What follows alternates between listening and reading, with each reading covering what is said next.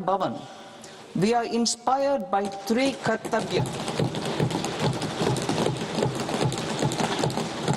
Our first kartavya is to accelerate and sustain economic growth by enhancing productivity and competitiveness and building resilience to volatile global dynamics. Our second kartavya is to fulfill aspirations of our people and build their capacity, making them strong partners in India's path to prosperity. Our third kartavya, aligned with our vision of Sabka Saath, Sabka Vikas, is to ensure that every family, community, region, and sector has access to resources, amenities, and opportunities for meaningful participation. This threefold approach requires a supportive ecosystem. The first requirement is to sustain the momentum of structural reforms, continuous, adaptive, and forward-looking. Second, a robust and resilient financial sector is central to mobilizing savings, allocating capital efficiently, and managing risks. Third, cutting-edge technologies, including AI applications, can serve us as force multipliers for better governance. Reform Express. Our government has undertaken comprehensive reforms towards creating employment, boosting productivity, and accelerating growth. After the Prime Minister's announcement on Independence Day in 2025, over 350 reforms have been rolled out.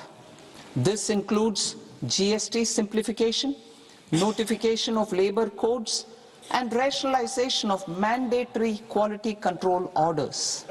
High-level committees have been formed, and in parallel, the central government is working with the state governments on deregulation and reducing compliance requirements. The Reform Express is well on its way and will maintain its momentum to help us fulfill our kartavya. I now move to specific proposals. Under our first kartavya, to accelerate and sustain economic growth, I propose interventions in 6 areas. 1. Scaling up manufacturing in 7 strategic and frontier sectors. 2. Rejuvenating legacy industrial sectors. 3. Creating champion MSMEs. 4. Delivering a powerful push for infrastructure. 5. Ensuring long-term security and stability. And 6. Developing city economic regions. Scaling up of manufacturing in 7 strategic and frontier sectors. Biopharma Shakti, meaning biopharma strategy for health advancement through knowledge, technology, and innovation. Scaling up of manufacturing in 7 strategic and frontier sectors. Biopharma Shakti, meaning biopharma strategy for health advancement diseases like diabetes, cancer, and autoimmune disorders. Biologic medicines are key to longevity and quality of life at affordable costs.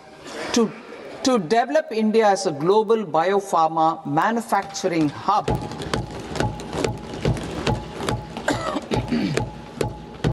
I propose the Biopharma Shakti with an outlay of 10,000 crores over the next 5 years. This will build the ecosystem for domestic production of biologics and biosimilars.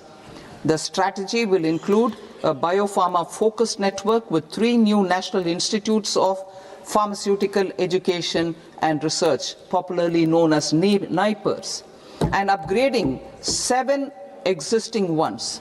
It will also create a network of 1,000 accredited India clinical trials sites We propose to strengthen the Central Drug Standard Control Organization to meet global standards and approve timeframes through and approval timeframes through a dedicated scientific review cadre and specialists. India's semiconductor mission 1.0 expanded India's semiconductor sector capabilities.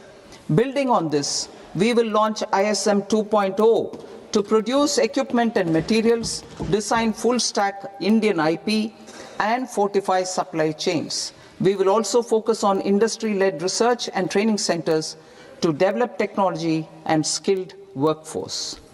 The Electronics Components Manufacturing Scheme, launched in April 2025 with an outlay of 22,919 crores, already has investment commitments at double the targets. We propose to increase the outlay to 40,000 crores to capitalize on this momentum.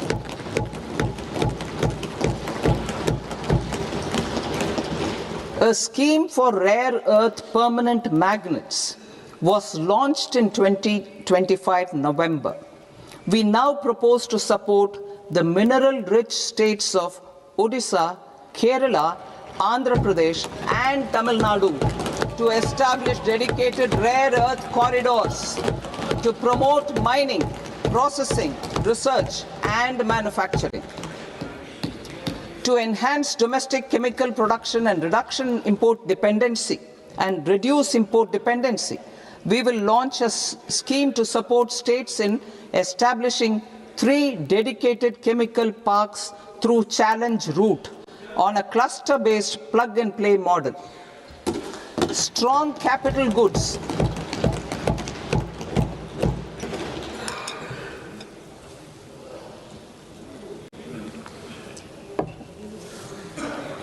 Strong capital goods capability is a determinant of productivity and quality across different sectors. Towards building this capacity, I propose the following.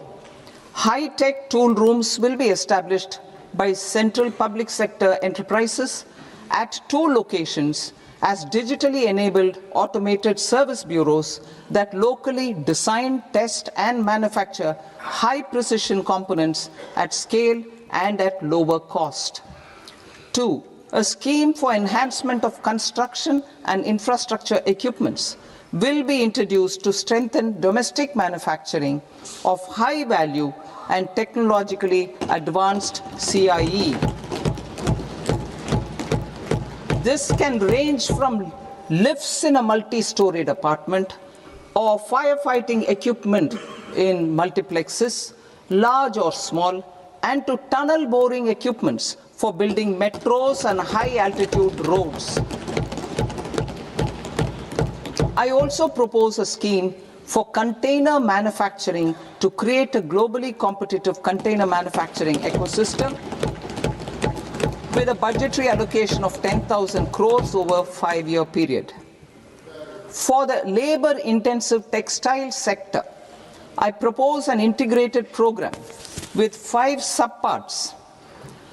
1.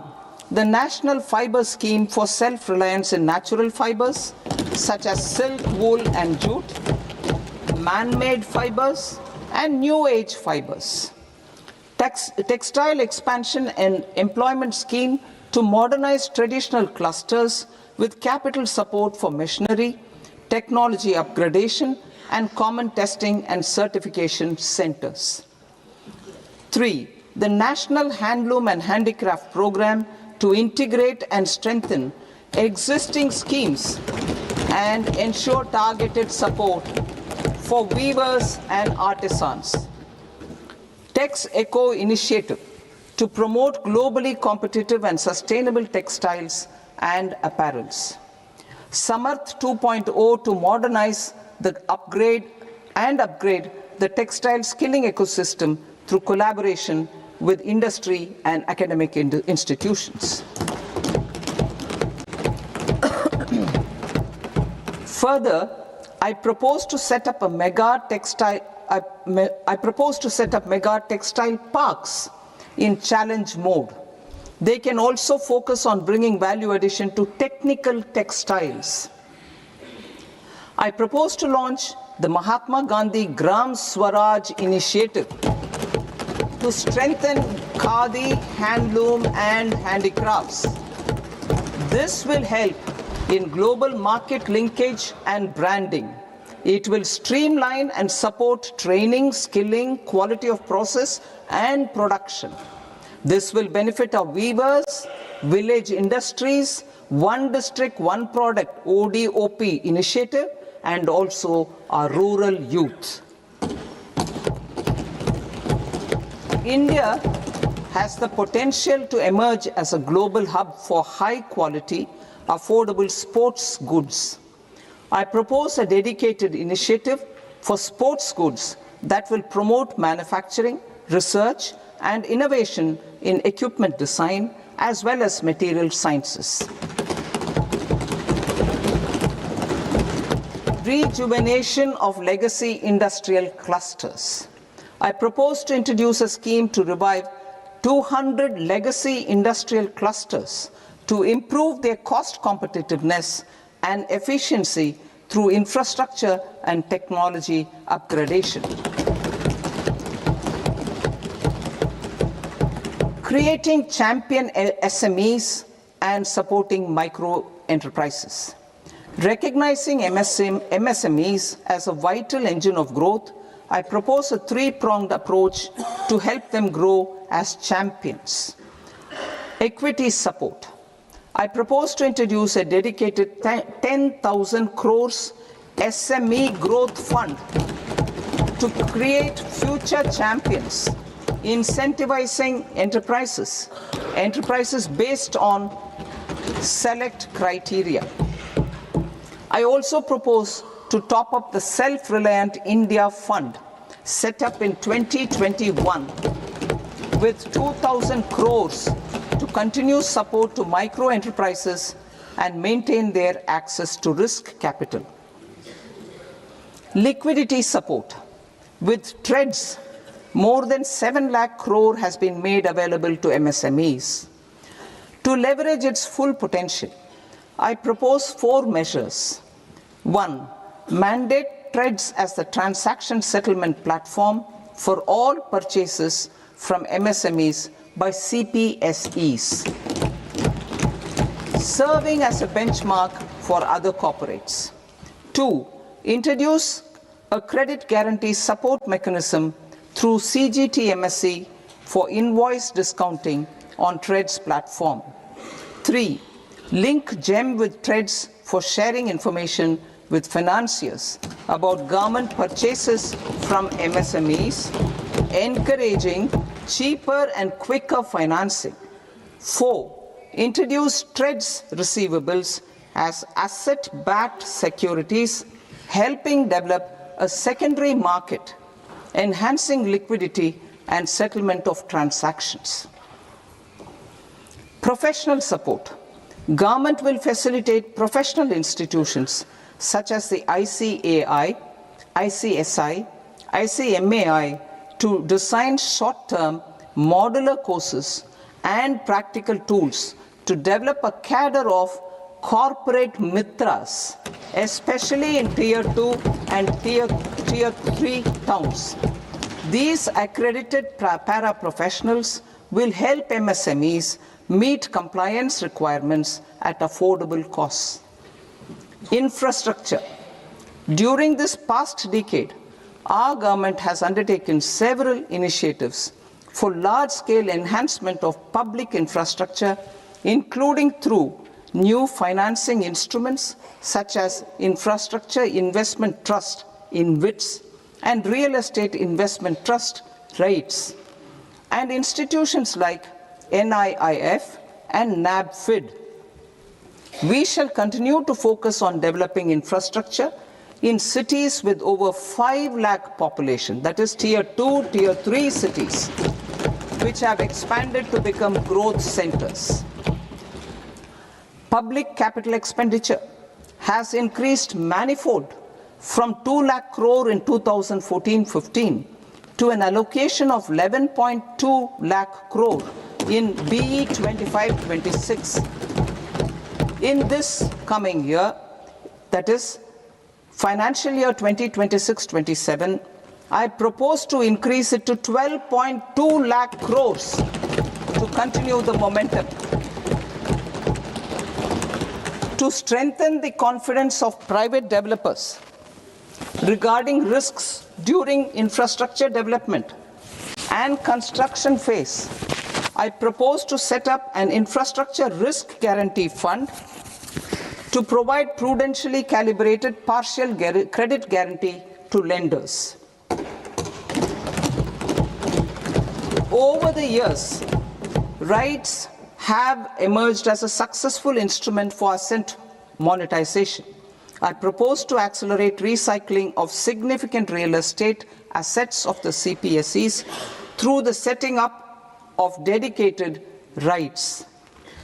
To promote environmentally sustainable movement of cargo, I propose to 1. Establish new dedicated freight corridors connecting Dankuni in the east to Surat in the west.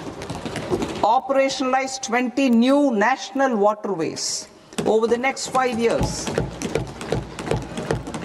starting with National Waterways 5 in Orissa to connect mineral-rich areas of Talcher and Angul and industrial centers like Kalinga Nagar to the ports of Paradeep and Dhamra.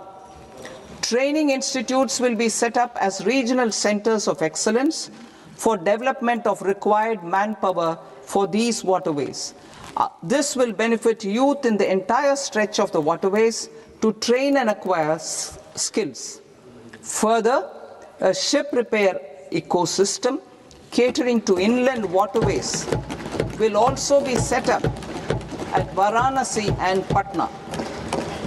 And C. Launch a coastal cargo promotion scheme for incentivizing a modal shift from rail to road to increase the share of inland waterways and coastal shipping from 6% to 12% by 2047. To enhance last mile and remote connectivity and promote tourism, I propose to give incentives to indigenize manufacturing of seaplanes. A seaplane VGF scheme will be also introduced to provide support for operations.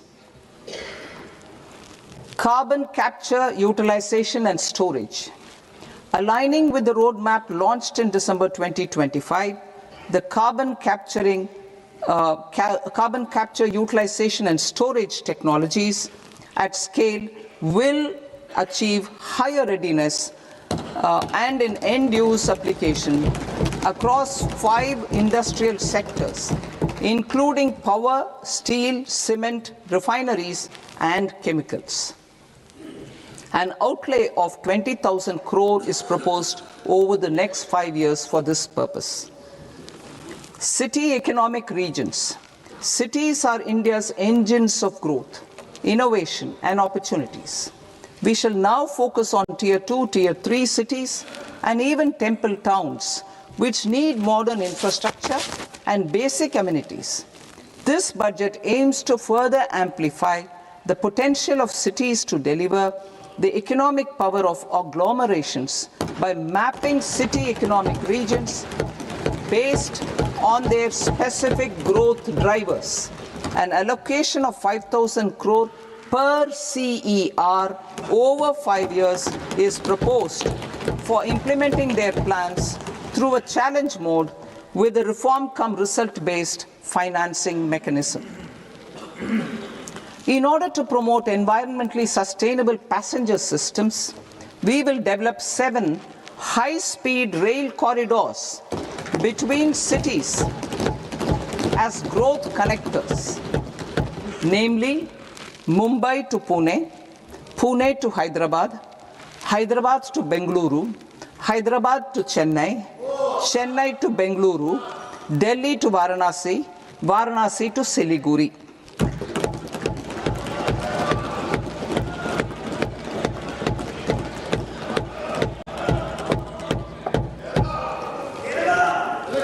Financial sector. The Indian banking sector today is characterized by strong balance sheet, historic highs in profitability, improved asset quality, and coverage exceeding 98% of villages in the country. At this juncture, we are well placed to futuristically evaluate the measures needed to continue on the path of reform-led growth of this sector. I propose setting up a high-level committee on banking for Vikasit Bharat. High-level committee on banking for Vikasit Bharat to comprehensively review the sector and align it with India's next phase of growth, while safeguarding financial stability, inclusion, and consumer protection.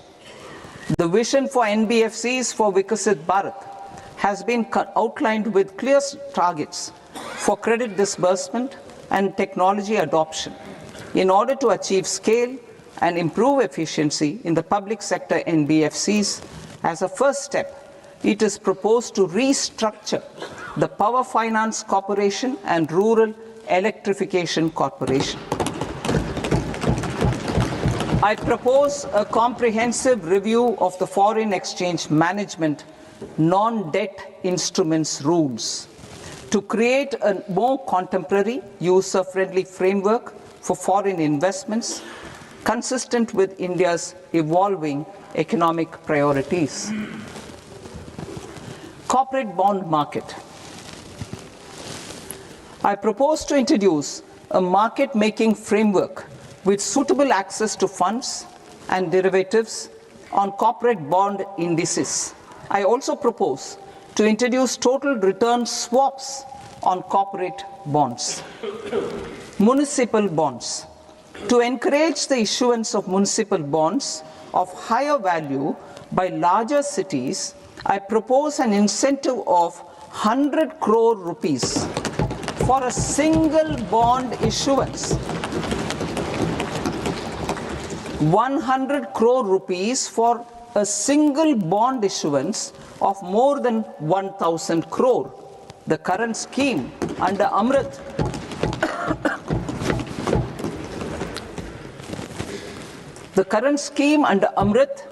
which incentivizes issuances up to 200 crores only, will also continue to support smaller and medium towns. That will also continue to support the smaller and medium towns. Ease of doing business. Individual persons resident outside India, PROI, will be permitted to invest in equity instruments of listed Indian companies through the portfolio investment scheme. It is also proposed to increase the investment limit for an individual PROI under the scheme from 5% to 10%, with an overall investment limit for all individual PROIs to 24% from the current 10%. Emerging technologies including AI. 21st century is technology driven. Adoption of technology is for the benefit of all people. Farmers in the field, women in STEM, youth keen to upskill, and Divyangjan to access newer opportunities. The government has taken several steps to support new technologies through AI Mission, National Quantum Mission, Anusandhan National Research Fund, and Research and Development and Innovation Fund. Our second kartavya is to fulfill aspirations and build capacities. Close to 25 crore individuals have come out of multi-dimensional poverty through a decade of our government's sustained and reform-oriented efforts.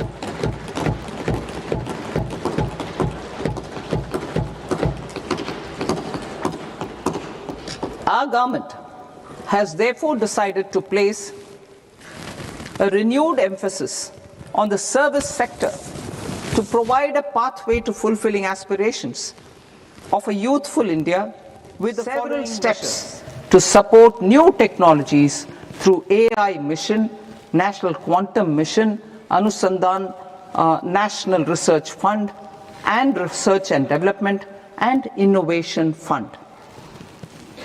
Our second kartavya is to fulfill aspirations and build capacities. Close to 25 crore individuals have come out of multi-dimensional poverty through a decade of our government's sustained and reform-oriented efforts.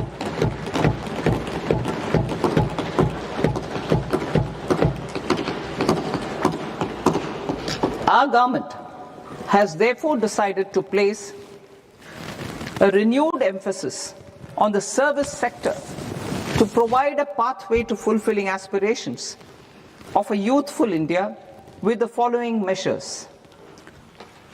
I propose to set up a high-powered Education to Employment and Enterprises Standing Committee to recommend measures that focus on services sector as a core driver of Vikasit Bharat. This will make us a global leader in services with a 10% global share by 2047. The committee will prioritize areas to optimize the potential for growth, employment, and exports. They will also assess the impact of emerging technologies, including AI, on jobs and skill requirements and propose measures thereof, including optometry, radiology, anesthesia, OT technology, applied psychology and behavioral health, and add 1 lakh AHPs over the next 5 years. A strong care system covering geriatric and allied care services will be built. A variety of NSQF-aligned programs will be developed to train multi-skilled caregivers, combining core care and allied skills such as wellness, yoga, and operation of medical assistive devices. In the coming year, 1.5 lakh caregivers will be trained.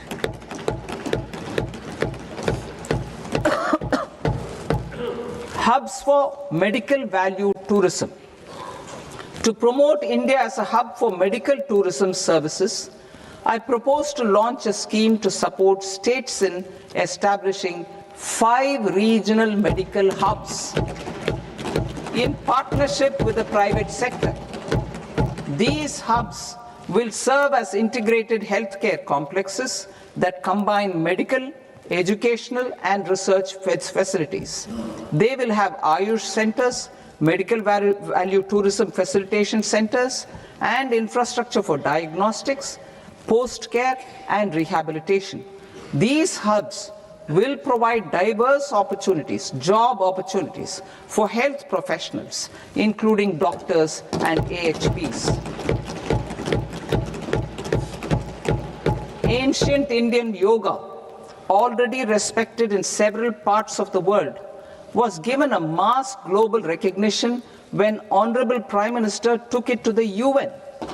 Post-COVID, Ayurveda gained a similar global acceptance and recognition. Exporting quality Ayurveda products helps farmers who grow the herbs and youth who process the products. To meet growing global demand, a few more steps are being taken.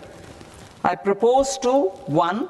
Set up 3 new All India Institutes of Ayurveda. 2.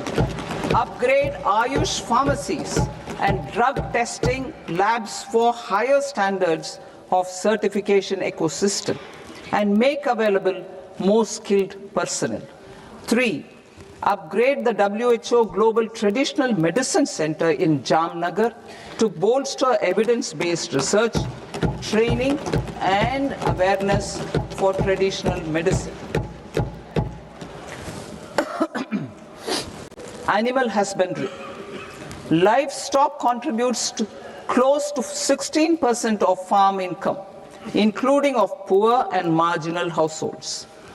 To scale up availability of veterinary professionals by more than 20,000, I propose to roll out a loan-linked capital subsidy support scheme for establishment of veterinary and para-veterinary colleges, veterinary hospitals, diagnostic laboratories, and breeding facilities in private sector. Collaboration between Indian and foreign institutions will also be facilitated. Orange economy. India's animation, visual effects, gaming and comics sector, AVGC sector, is a growing industry projected to require 2 million professionals by 2030. I propose to support the Indian Institute of Creative Technologies, Mumbai, in setting up AVGC content creator labs in 15,000 secondary schools all over the country and 500 colleges. The Indian design industry is expanding rapidly, and yet there is a shortage of Indian designers. I propose to establish, through Challenge Route, a new National Institute of Design to boost design education and development in the eastern region of India. Education. Our government will support states through Challenge Route in creating 5 university townships in the vicinity of major industrial and logistics corridors. These planned academic zones will host multiple universities, colleges, and research institutions, skill centers, and residential complexes. In higher education, STEM institutions, prolonged hours of study and laboratory work pose some challenges for girl students. Through VGF, Viability Gap Funding and capital support, one girls' hostel will be established in every district.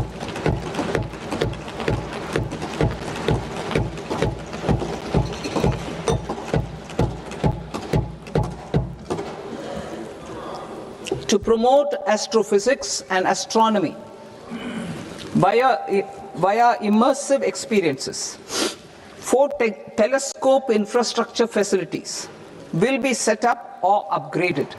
The National Large Solar Telescope, the National Large Optical Infrared Telescope, the Himalayan Chandra Telescope, and the Cosmos 2 Planetarium.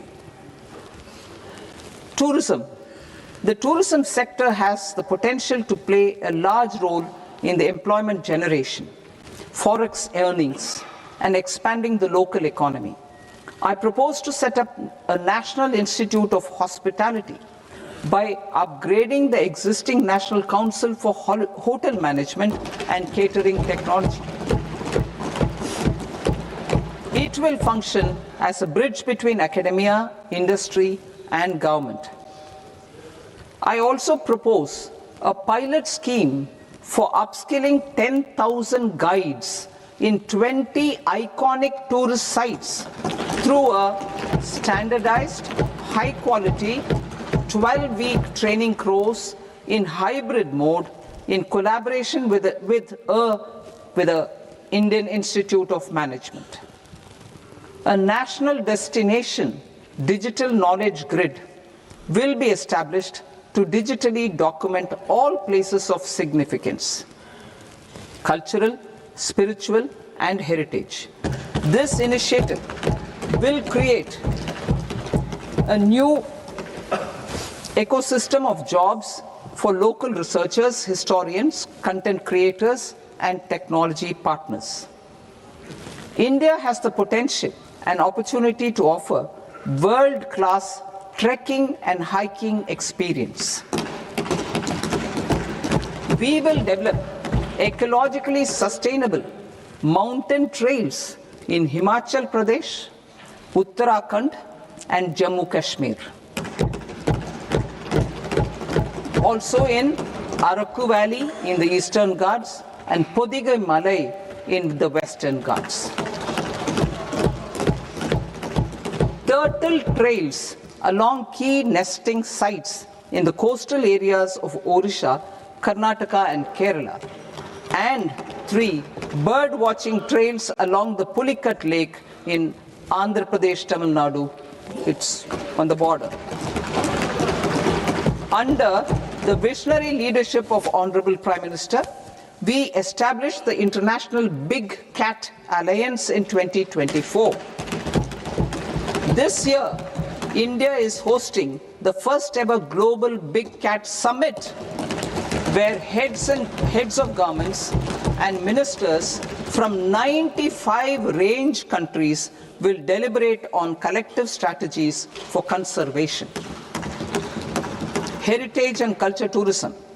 I propose to develop 15 archaeological sites, including Lothal, Dolavira, Rakhi Gadi, Adichanallur, Saranath, Hastinapur, and Leh Palace into vibrant experiential cultural destinations.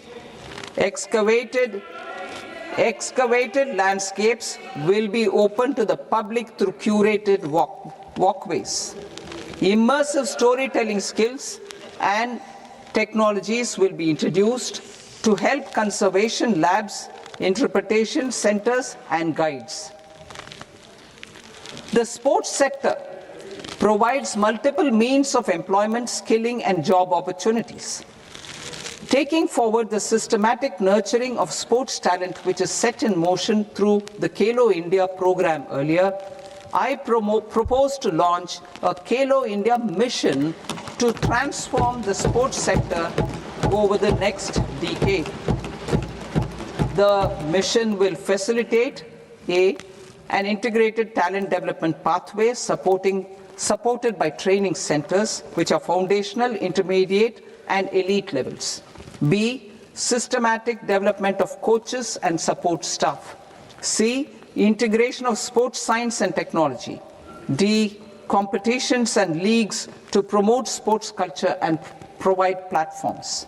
And E, development of sports infrastructure for training and competition. Our third Kartavya aligns with our vision of Sabka Saath, Sabka Vikas towards Vikasit Bharat. This requires targeted efforts for 1, increasing farmer incomes through productivity enhancement and entrepreneurship, with special attention to small and marginal farmers. B, empowering Divyangjan through access to livelihood opportunities, training, and high-quality assistive devices. C, empowering the vulnerable to access mental health and trauma care. D, focus on the Purvodaya states and the Northeast region to accelerate development and employment opportunities. Fisheries. We will undertake initiatives for integrated development of 500 reservoirs and Amrit Sarovars. 2, strengthen the fisheries value chain in coastal areas and enable market linkages involving startups and women-led groups together with fish farmer producer organizations. Animal husbandry. To provide quality employment opportunities in rural and peri-urban areas, we will support the animal husbandry sector in entrepreneurship development through A, credit-linked subsidy program, B, scaling up and modernization of livestock enterprises, C, enhanced creation of livestock, dairy, and poultry, enhanced creation of livestock, dairy, and poultry-focused integrated value chains, and D, encourage creation of livestock farmer-producer organizations. High-value agriculture. To diversify farm outputs, increase productivity, enhance farmers' incomes, and create new employment opportunities, we will support high-value crops such as coconut, sandalwood, cocoa, cashew in the coastal areas, agar trees in northeast, and nuts such as almonds, walnuts, and pine nuts in our hilly regions. These, all of them, will be supported. India is the world's largest producer of coconuts. About 30 million people, including nearly 10 million farmers, depend on coconuts for their livelihood. To further enhance competitiveness in coconut production, I propose a coconut promotion scheme to increase production and enhance productivity through various interventions, including replacing and non-productive trees with new saplings or plants or varieties in major coconut growing states. A dedicated program is proposed for Indian cashew and cocoa to make India self-reliant in raw cashew and coconut production and processing, enhance export competitiveness, and transform Indian cashew and Indian cocoa into premium global brands by 2030. Sandalwood. Sandalwood is closely linked to India's social and cultural heritage. Our government will partner with state governments to promote focused cultivation and post-harvest processing to restore the glory of the Indian sandalwood ecosystem, to rejuvenate old, low-yielding orchards and expand high-density cultivation of walnuts, almonds, and pine nuts. We will support a dedicated program to enhance farmer incomes and in bringing value addition by engaging youth. Bharat Vistar, that is virtually integrated system to access agricultural resources. I propose to launch Bharat Vistar, a multilingual AI tool that shall integrate the AgriStack portals and the ICAR package on agricultural practices with AI systems. This will enhance farm productivity, enable better decisions for farmers, and reduce risk by providing customized advisory support. She Marts for rural women-led enterprises. Building on the success of Lakpati Didi program, I propose to help women take the next step from credit-linked livelihoods to being owners of enterprises.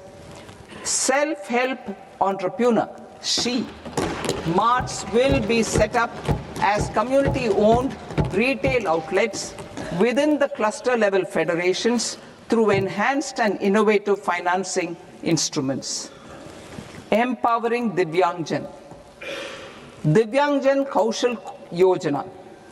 Information technology, AVGC sectors, hospitality and food and beverages sectors often offer task-oriented and process-driven roles which are suitable for Divyangjan. We will ensure dignified livelihood opportunities through industry-relevant and customized training specific to each Divyangjan group. Divyang Sahara Yojana. Timely access to high-quality assistive devices for all eligible Divyangjan is a fundamental need. I propose to 1. Support the Artificial Limbs Manufacturing Corporation of India, Alimco, to set up and to scale up production of assistive devices, invest in R&D and AI integration, strengthen PM Divyasha Kendras, and support setting up of assistive technology marts as modern retail style centers where Divyangjan and senior citizens can see, try and purchase assistive products. Reaffirming our commitment to mental health and trauma care. There are no national institutes for mental health care in North India. We will therefore set up a NIMHANS 2 and also upgrade national mental health institutes in Ranchi and in Tezpur as regional apex institutions. Emergencies expose families, particularly the poor and vulnerable, to unexpected expenditure. We will strengthen and increase these capacities by 50% in district hospitals by establishing emergency and trauma care centers. Focus on Purvodaya states and northeastern regions. Purvodaya, I propose the development of an integrated East Coast industrial corridor with a well-connected node at Durgapur, creation of 5 tourism destinations in 5 Purvodaya states, and the provision of 4,000 e-buses. Buddhist sites in northeastern region. The northeastern region is a civilizational confluence of Theravada and Mahayana or Vajrayana traditions. I propose to launch a scheme for development of Buddhist circuits in Arunachal Pradesh, Sikkim, Assam, Manipur, Mizoram, and Tripura. The scheme will cover preservation of temples and monasteries, pilgrimage interpretation centers, connectivity, and pilgrim amenities. 16th Finance Commission. On 17th November 2025, the 16th Finance Commission submitted its report to the President. As mandated under Article 281 of the Constitution, the government is to lay the report along with the explanatory memorandum on the action taken report on the recommendations of the Commission in Parliament, which, Sir, Honourable Speaker, you've allowed me to do at the commencement of this session. The government has accepted the recommendation of the Commission to retain the vertical share of devolution at 41%. As recommended by the Commission, I have provided 1.4 lakh crores of rupees to the states for the year 2026-2027 as Finance Commission grants. These include rural and urban local body and disaster management grants. Fiscal consolidation. Government has been delivering on our fiscal commitments consistently without compromising on social needs.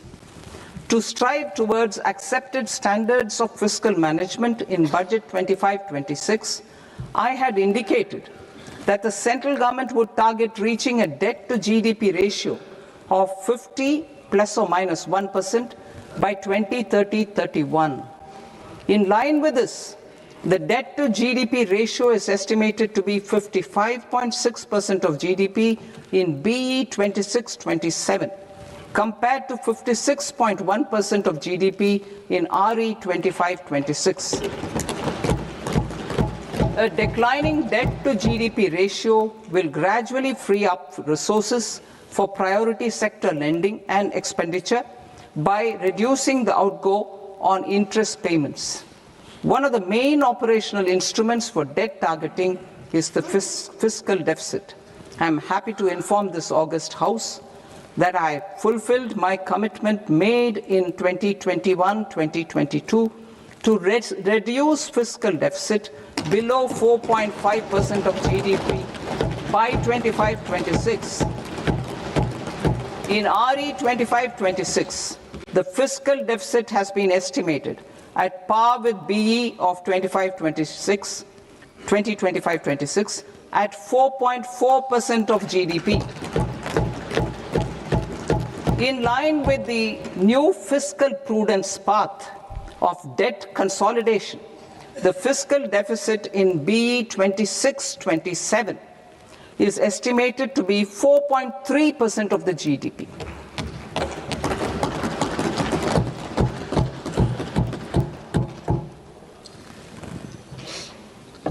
The revised estimates of the non-debt receipts are 34 lakh crore rupees, of which the centre's net tax receipts are 26.7 lakh crore. The revised estimate of the total expenditure is 49.6 lakh crore rupees, of which the capital expenditure is about 11 lakh crores. Budget estimates 2026 to 2027. Coming to 26-27, the non-debt receipts and the total expenditure are estimated as 36.5 lakh crore and 53.5 lakh crore respectively. The centre's net tax receipts are estimated at 28.7 lakh crore rupees. To finance the fiscal deficit, the net market borrowings from dated securities are estimated at 11.7 lakh crore rupees. The balance financing is expected to come from small savings and other sources. The gross market borrowings are estimated at 17.2 lakh crore rupees. I'll now move to Part B. Part B, direct taxes.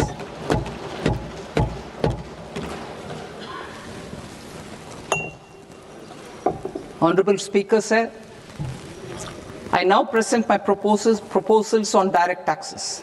New Income Tax Act. In July 2024, I announced a comprehensive review of the Income Tax Act 1961. This was completed in a record time, and the Income Tax Act 2025 will come into effect from 1st April 2026. The simplified income tax rules and forms will be notified shortly, giving adequate time to taxpayers to acquaint themselves with its requirements.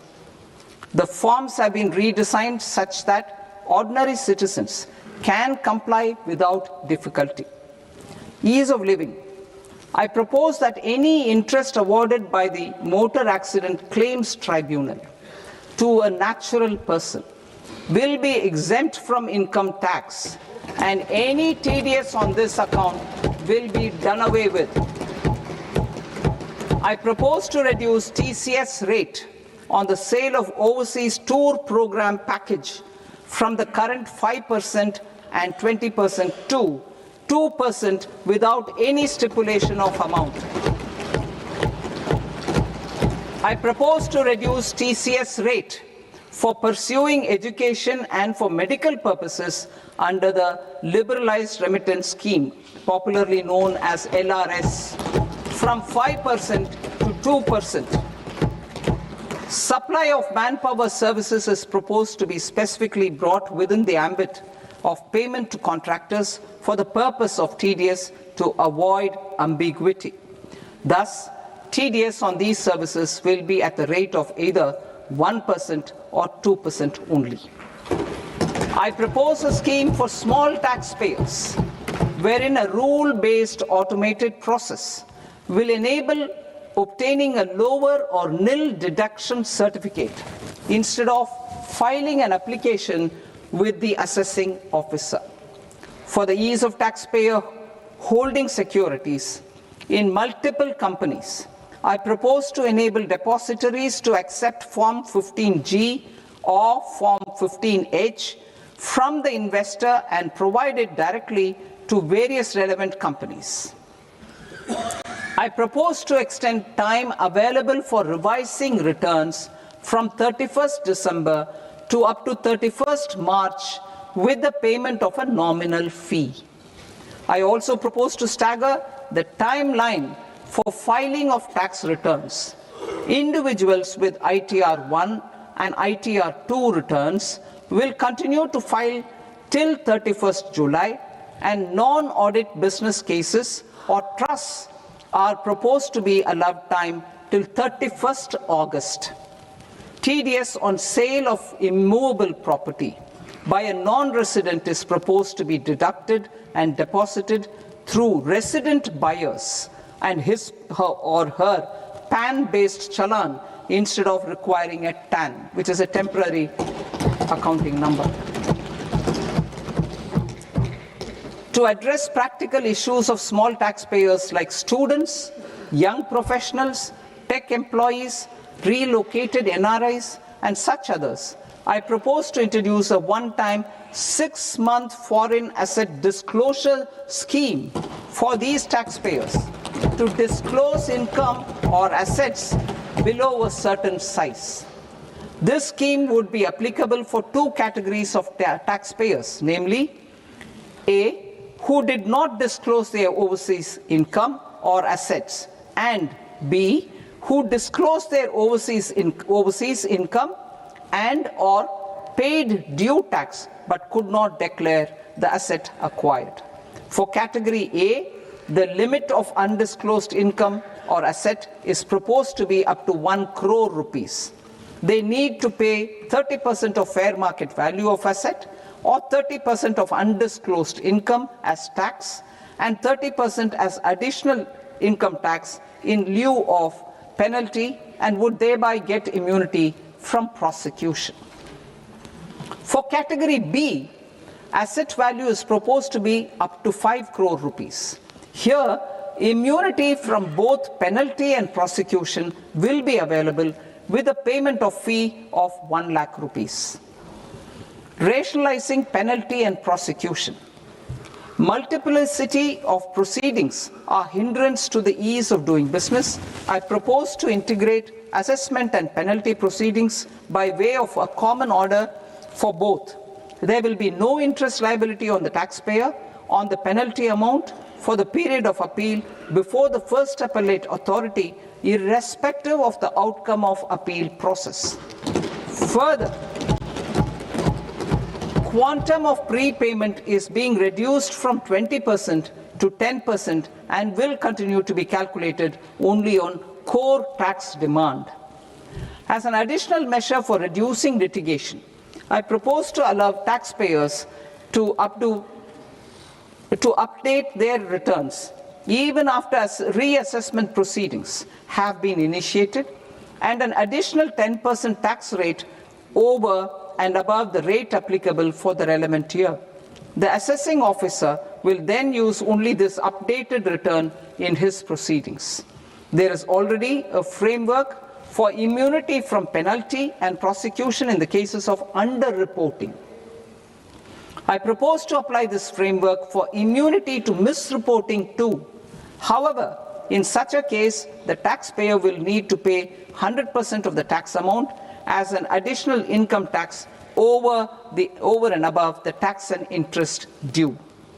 Penalties for certain technical defaults, such as failure to get accounts audited, non-furnishing of transfer pricing audit report, and default in furnishing statement for financial transactions are proposed to be converted into fee.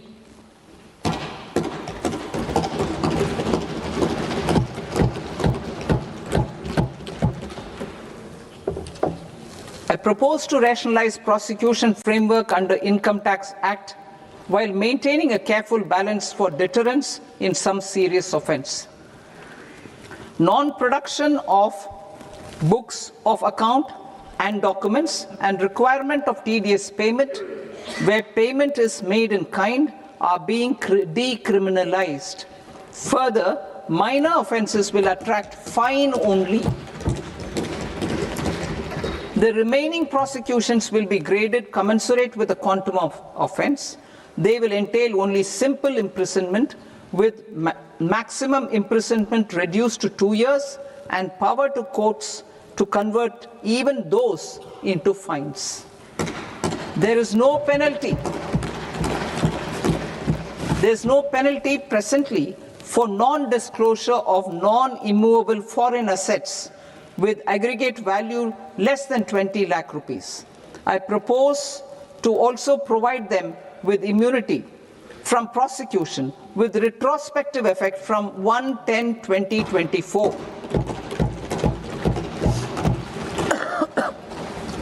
Cooperatives. Deduction is already allowed to a primary cooperative society engaged in supplying milk, oil seeds, fruits or vegetables raised or grown by its members. I propose to extend this deduction to also include supply of cattle feed and cotton seed produced by its members. I propose to allow inter-cooperative society dividend income as deduction under the new tax regime to the extent it is further distributed to its members. I further propose to allow exemption for a period of 3 years to dividend income received by a notified national cooperative federation on their investments made in companies up to 31/1/2026. This exemption would be allowed only for dividends further distributed to its member cooperatives. Supporting IT sector as India's growth engine. India is a global leader in software development services, IT-enabled services, knowledge process outsourcing services, and contract R&D services relating to software development. These businesses and their segments are quite interconnected with each other.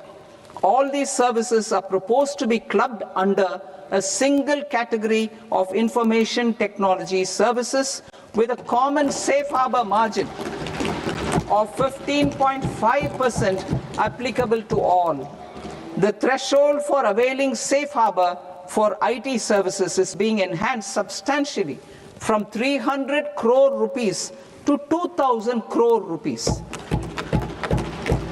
Safe harbor for IT services shall be approved by an automated rule-driven process without any need for tax officer to examine and accept the application.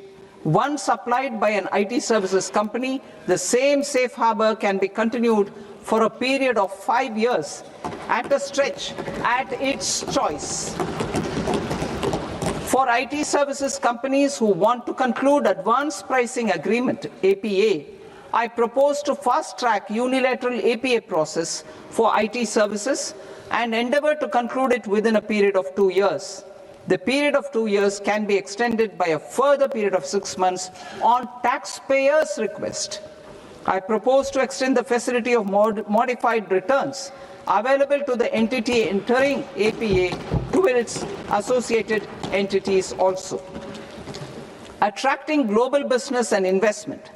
Recognizing the need to enable critical infrastructure and boost investment in data centers, I propose to provide tax holiday till 2047 to any foreign company that provides cloud services to customers globally by using data center services from India. It will, however, need to provide services to Indian customers through an Indian reseller entity. I also propose to provide a safe harbor of 15% on cost in case the company providing data center services from India is a related entity. To harness the efficiency of just-in-time logistics for electronic manufacturing, I propose to provide safe harbor to non-residents for component warehousing in a bonded warehouse at a profit margin of 2% of the invoice value. The resultant tax of about 0.7% will be much lower than in competing jurisdictions. To provide fillip to toll manufacturing in India, I propose to provide exemption from income tax for 5 years to any non-resident who provides capital goods, equipment, or tooling to any toll manufacturer in a bonded zone. To encourage vast pool of global talent to work in India for a longer period of time, I propose to provide exemption to global, non-India sourced income of a non-resident expert for a stay period of 5 years under notified schemes. I propose to provide exemption from minimum alternate tax, the MAT, to all non-residents who pay tax on presumptive basis. Tax administration. I propose to constitute a joint committee of Ministry of Corporate Affairs and Central Board of Direct Taxes for incorporating the requirements of income computation and disclosure standards, the ICDS, in the Indian Accounting Standards, Ind AS itself. Separate accounting requirement based on ICDS will be done away with from the tax year 27-28. To support Prime Minister Modi's vision of homegrown accounting and advisory firms to become global leaders, I propose to rationalize the definition of accountant for the purposes of safe harbor rules. Other tax proposals. Change in taxation of buyback was brought in to address the improper use of buyback route by promoters. In the interest of minority shareholders, I propose to tax buyback for all types of shareholders as capital gains. However, to disincentivize misuse of tax arbitrage, promoters will pay an additional buyback tax. This will make effective tax 22% for corporate promoters. For non-corporate promoters, the effective tax will be 30%.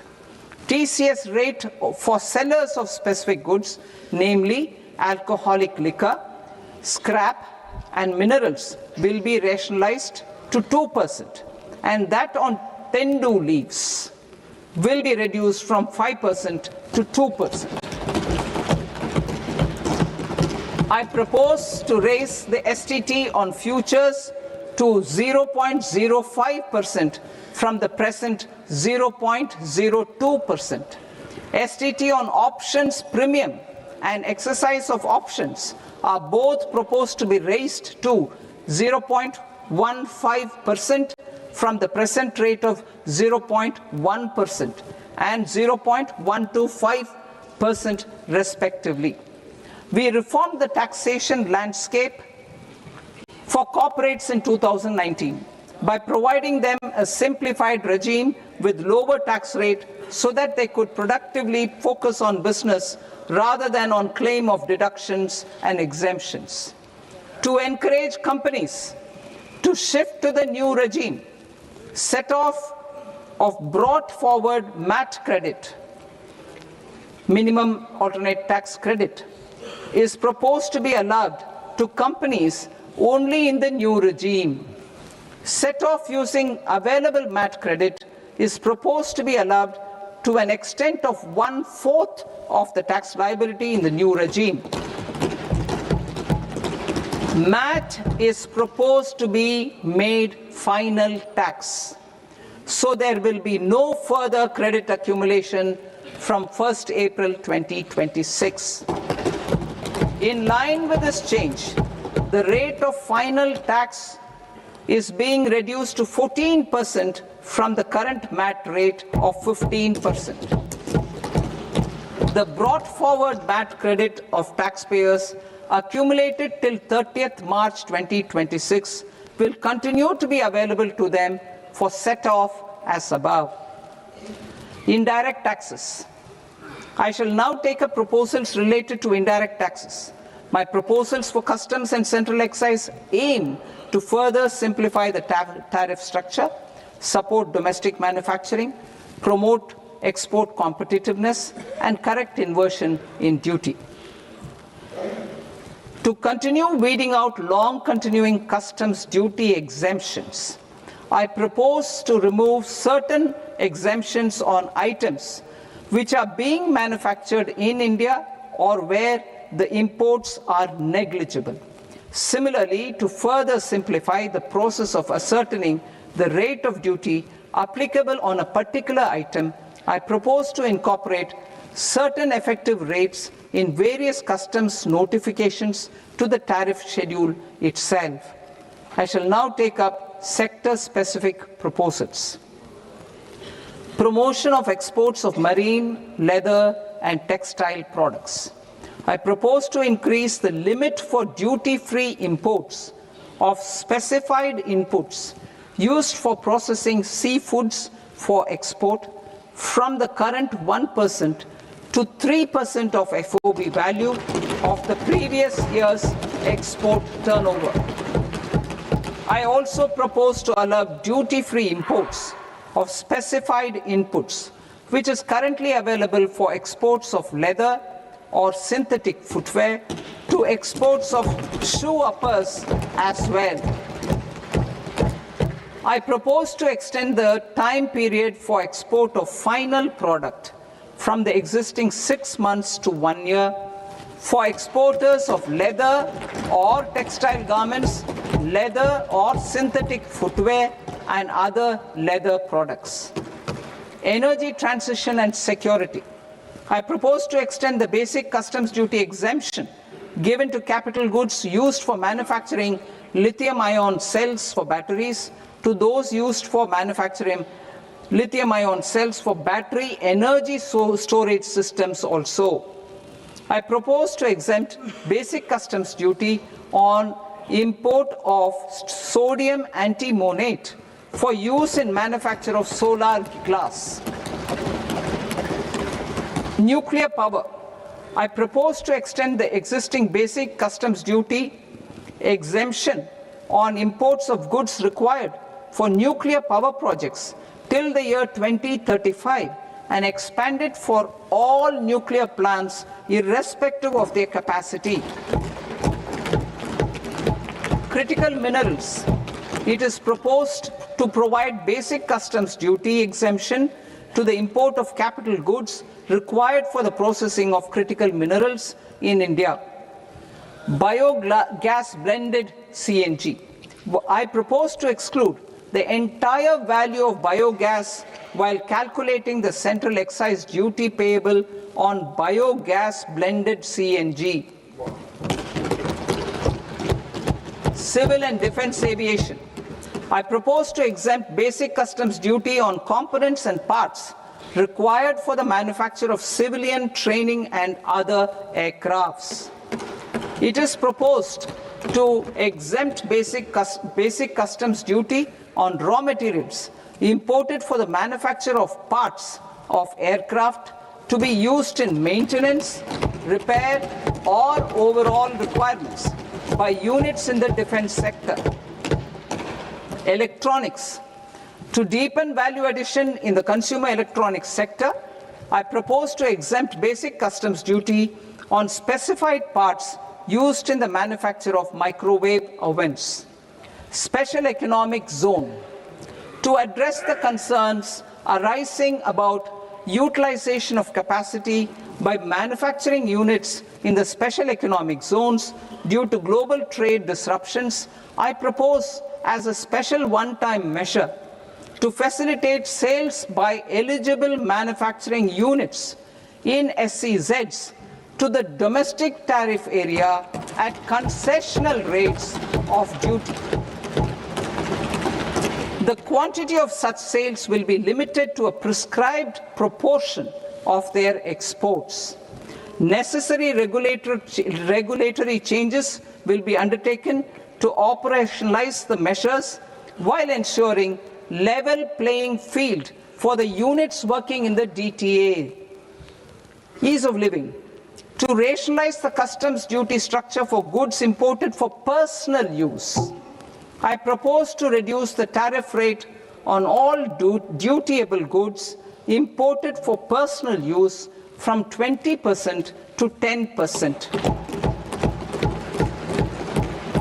To provide relief to patients, particularly those suffering from cancer, I propose to exempt basic customs duty on 17 drugs or medicines.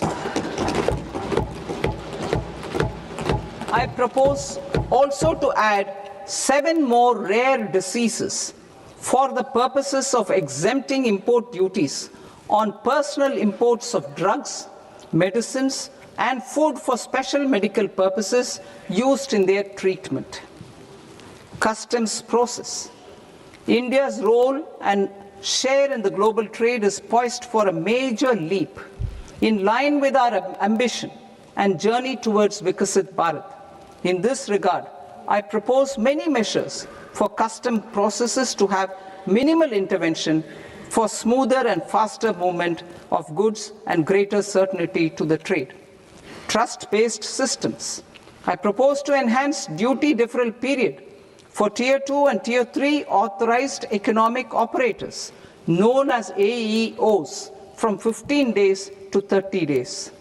I propose to provide eligible manufacturer importers the same duty deferral facility. This should encourage them to get themselves accredited as a full-fledged Tier 3 AEO in due course. To provide greater certainty and for better business planning, I propose to extend validity period of advance ruling binding on customs from the present 3 years to 5 years. In the spirit of the whole of government approach,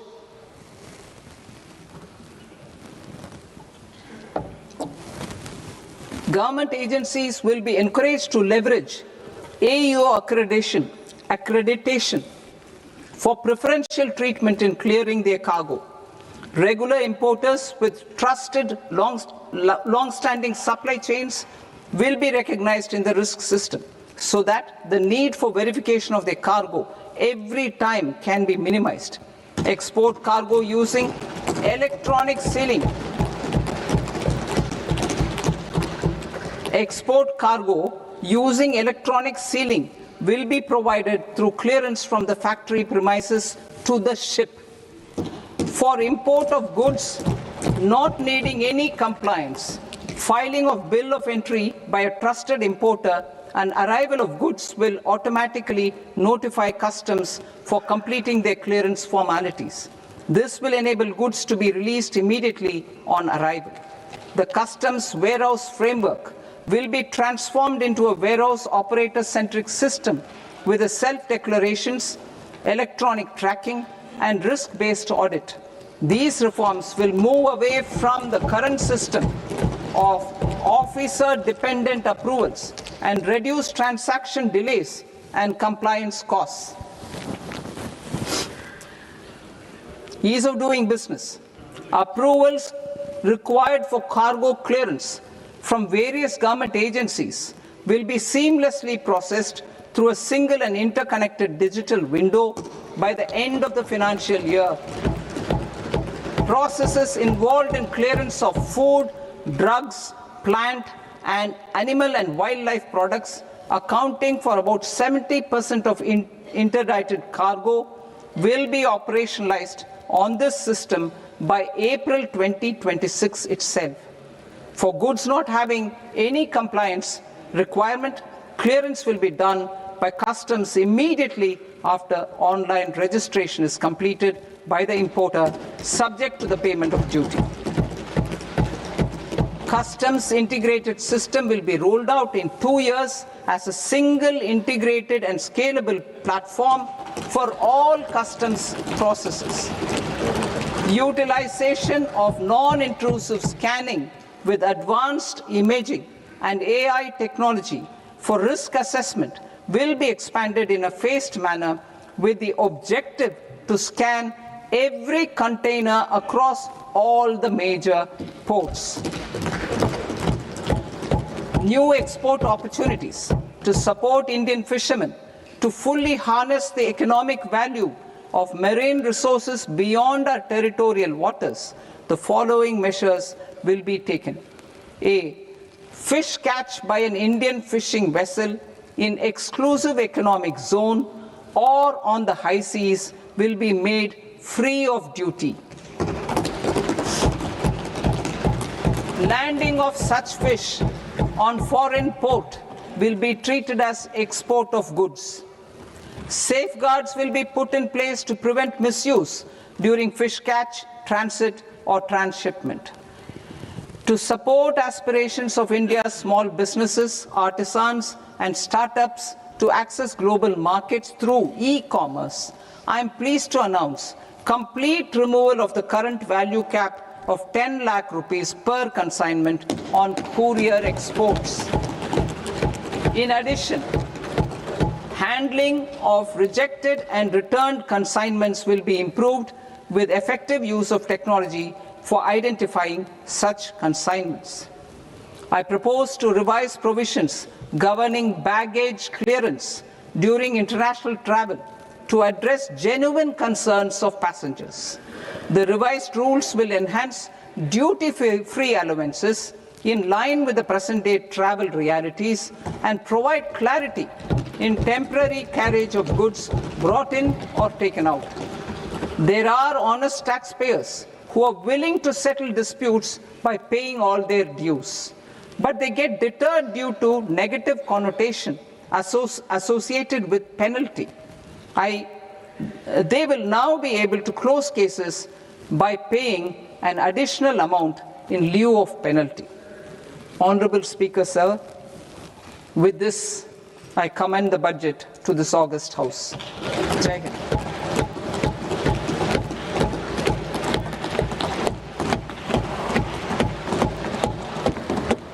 One and a half hours. Item number 3 माननीय वित्त मंत्री जी।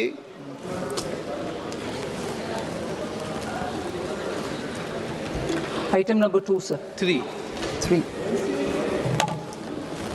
Sir, with your permission, I rise to lay on the table of the following statements under Section 3, 1 of the Fiscal Responsibility and Budget Management Act of 2003. Medium-term fiscal policy, fiscal policy strategy statement, and macroeconomic framework statement. Item number 4 माननीय वित्त मंत्री जी। Sir, with your permission, I move for leave to introduce the Finance Bill 2026. प्रश्न ये कि विधेयक को पुनर्स्थापित करने की अनुमति प्रदान की जाए।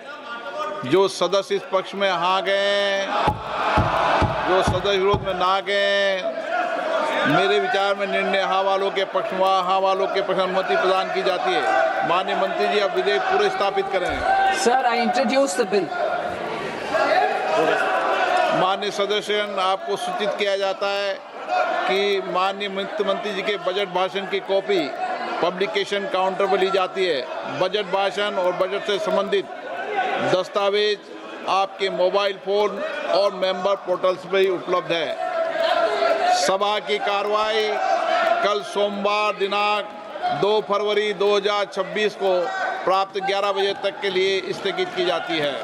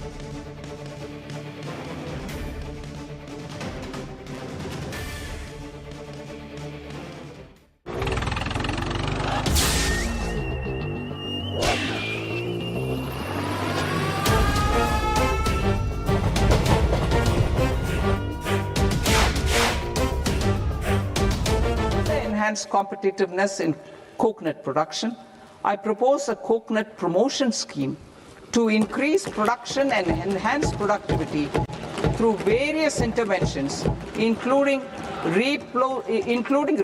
replacing and non-productive trees with new saplings or plants or varieties in major coconut growing states.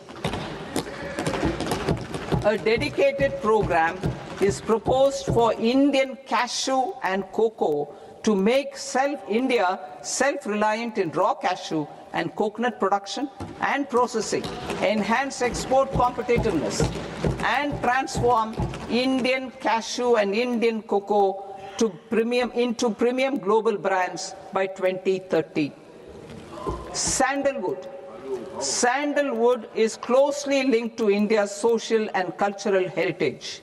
Our government will partner with state governments to promote focused cultivation and post-harvest processing to restore the glory of the Indian sandalwood ecosystem, to rejuvenate old, low-yielding orchards, and expand high-density cultivation of walnuts, almonds, and pine nuts. We will support a dedicated program to enhance farmer incomes and in bringing value addition by engaging youth. Bharat Vistar, that is virtually integrated system to access agricultural resources. I propose to launch Bharat Vistar, a multilingual AI tool that shall integrate the AgriStack portals and the ICAR package on agricultural practices with AI systems. This will enhance farm productivity, enable better decisions for farmers, and reduce risk by providing customized advisory support. She Marts for rural women-led enterprises. Building on the success of Lakpati Didi program, I propose to help women take the next step from credit-linked livelihoods to being owners of enterprises. Self-help entrepreneur, She Marts will be set up as community-owned retail outlets within the cluster-level federations through enhanced and innovative financing instruments. Empowering Divyangjan. Divyangjan Kaushal Yojana. Information technology, AVGC sectors, hospitality and food and beverages sectors often offer task-oriented and process-driven roles which are suitable for Divyangjan. We will ensure dignified livelihood opportunities through industry-relevant and customized training specific to each Divyangjan group. Divyang Sahara Yojana. Timely access to high-quality assistive devices for all eligible Divyangjan is a fundamental need. I propose to 1. Support the Artificial Limbs Manufacturing Corporation of India, Alimco, to set up and to scale up production of assistive devices, invest in R&D and AI integration, strengthen PM Divyasha Kendras, and support setting up of assistive technology marts as modern retail style centers where Divyangjan and senior citizens can see, try and purchase assistive products. Reaffirming our commitment to mental health and trauma care. There are no national institutes for mental health care in North India. We will therefore set up a NIMHANS 2 and also upgrade national mental health institutes in Ranchi and in Tezpur as regional apex institutions.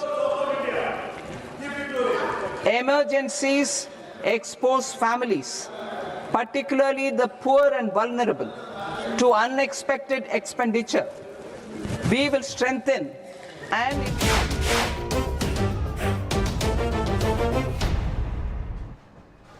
இந்திய மக்களினுடைய ஒட்டுமொத்த எதிர்பார்ப்பையும் பெற்றிருந்த மத்திய budget தாக்கல் நிறைவு பெற்றிருக்கிறது. மத்திய நிதியமைச்சர் நிர்மலா சீதாராமன் இதனுடைய தாக்கலை நிறைவு செய்திருக்கிறார்.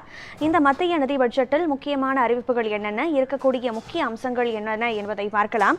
குறிப்பாக தனிநபர் வருமான வரி விலக்கு வரம்பில் இந்த ஆண்டு எவ்வித மாற்றமும் இல்லை என்ற அறிவிப்பை நிதியமைச்சர் நிர்மலா சீதாராமன் குறிப்பிட்டிருக்கிறார் உரையில். மின்சாதன துறையை ஊக்குவிக்க ரூபாய் 40,000 கோடி நிதி ஒதுக்கப்படும் என்று தன்னுடைய உரையில் குறிப்பிட்டிருக்கிறார். டேட்டா சென்டர்கள்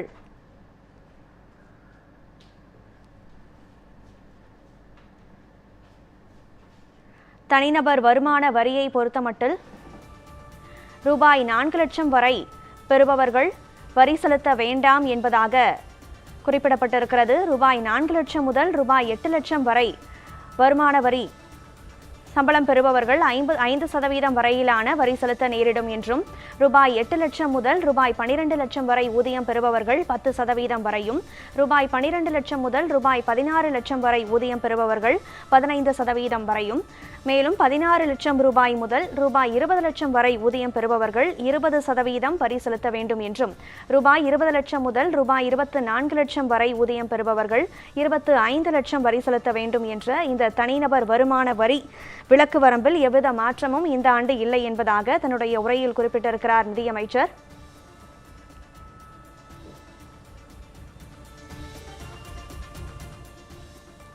மேலும் ஏழை குடும்ப பின்னணியில் இருப்பவர்களின் 50% மருத்துவ செலவை மத்திய அரசு ஏற்க முடிவு செய்திருப்பதாக பட்ஜெட்டில் நிர்மலா சீதாராமன் குறிப்பிட்டிருக்கிறார்.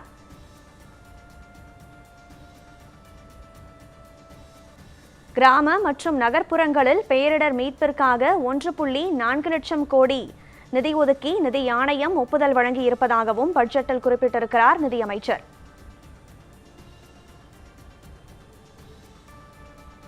மாநிலங்களுக்கு வரி பகிர்வு விகிதத்தில் எந்த மாற்றமும் இல்லை என்று தெரிவிக்கப்பட்டிருக்கிறது பட்ஜெட்டில்.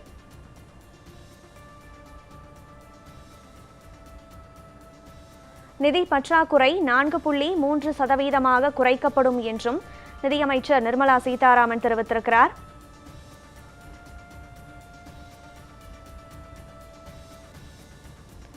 ஏப்ரல் 1 முதல் புதிய வருமான வரி சட்டம் அமலாவதாக தெரிவிக்கப்பட்டிருக்கிறது. வருகிற ஏப்ரல் 1 முதல் புதிய வருமான வரி சட்டம் அமலுக்கு வரும் என்று தெரிவிக்கப்பட்டிருக்கிறது.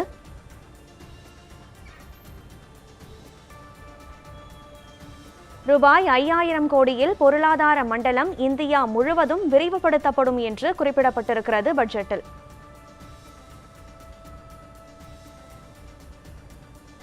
மின்சாதன துறையை ஊக்குவிக்க ரூபாய் 40,000 கோடி நிதி ஒதுக்கப்படும் என்று குறிப்பிட்டிருக்கிறார் நிதியமைச்சர் பட்ஜெட்டில்.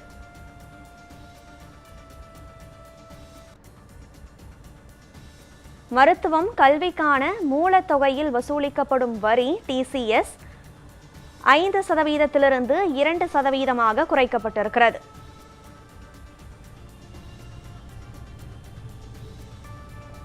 வருமானம் குறித்து தவறான தகவல் அளித்தால் 100% அபராதம் விதிக்கப்படும் என்றும் பட்ஜெட்டில் குறிப்பிடப்பட்டிருக்கிறது.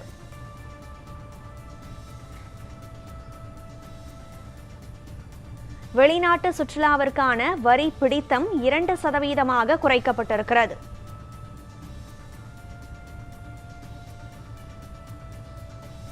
வெளிநாடு சுற்றுப்பயணம் செல்வோருக்கு வரி பிடித்தம் 2% குறைக்கப்பட்டிருக்கிறது.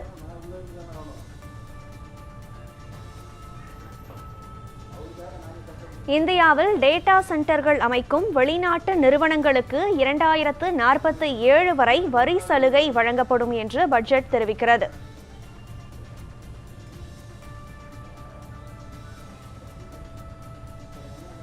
காலணிகள் ஏற்றுமதி செய்வதற்கு மூலப்பொருட்களை வரியில்லாமல் இறக்குமதி செய்ய சலுகைகளும் அறிவிக்கப்பட்டிருக்கிறது.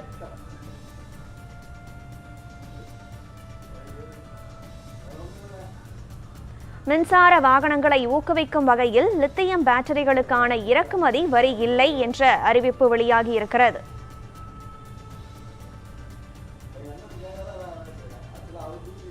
கலால் வரி, சுங்கவரி எளிமைப்படுத்தி குறைக்க நடவடிக்கை எடுக்கப்பட்டிருக்கிறது.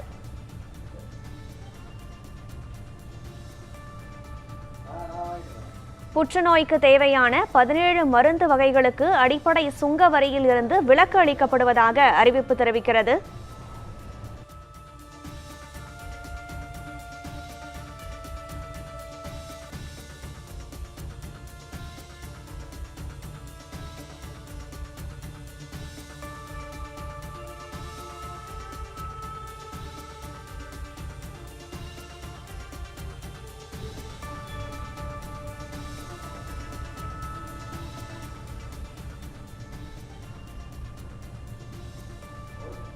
மத்திய பட்ஜெட் தாக்கலாகி வரும் நிலையில் பங்குச்சந்தைகள் சரிவை சந்தித்து வருகிறது. இன்று மத்திய பட்ஜெட் தாக்கல் செய்யப்பட்டிருக்கும் நிலையில் பங்குச்சந்தைகள் சரிவை சந்தித்து வரும் செய்தியை பார்க்கிறோம்.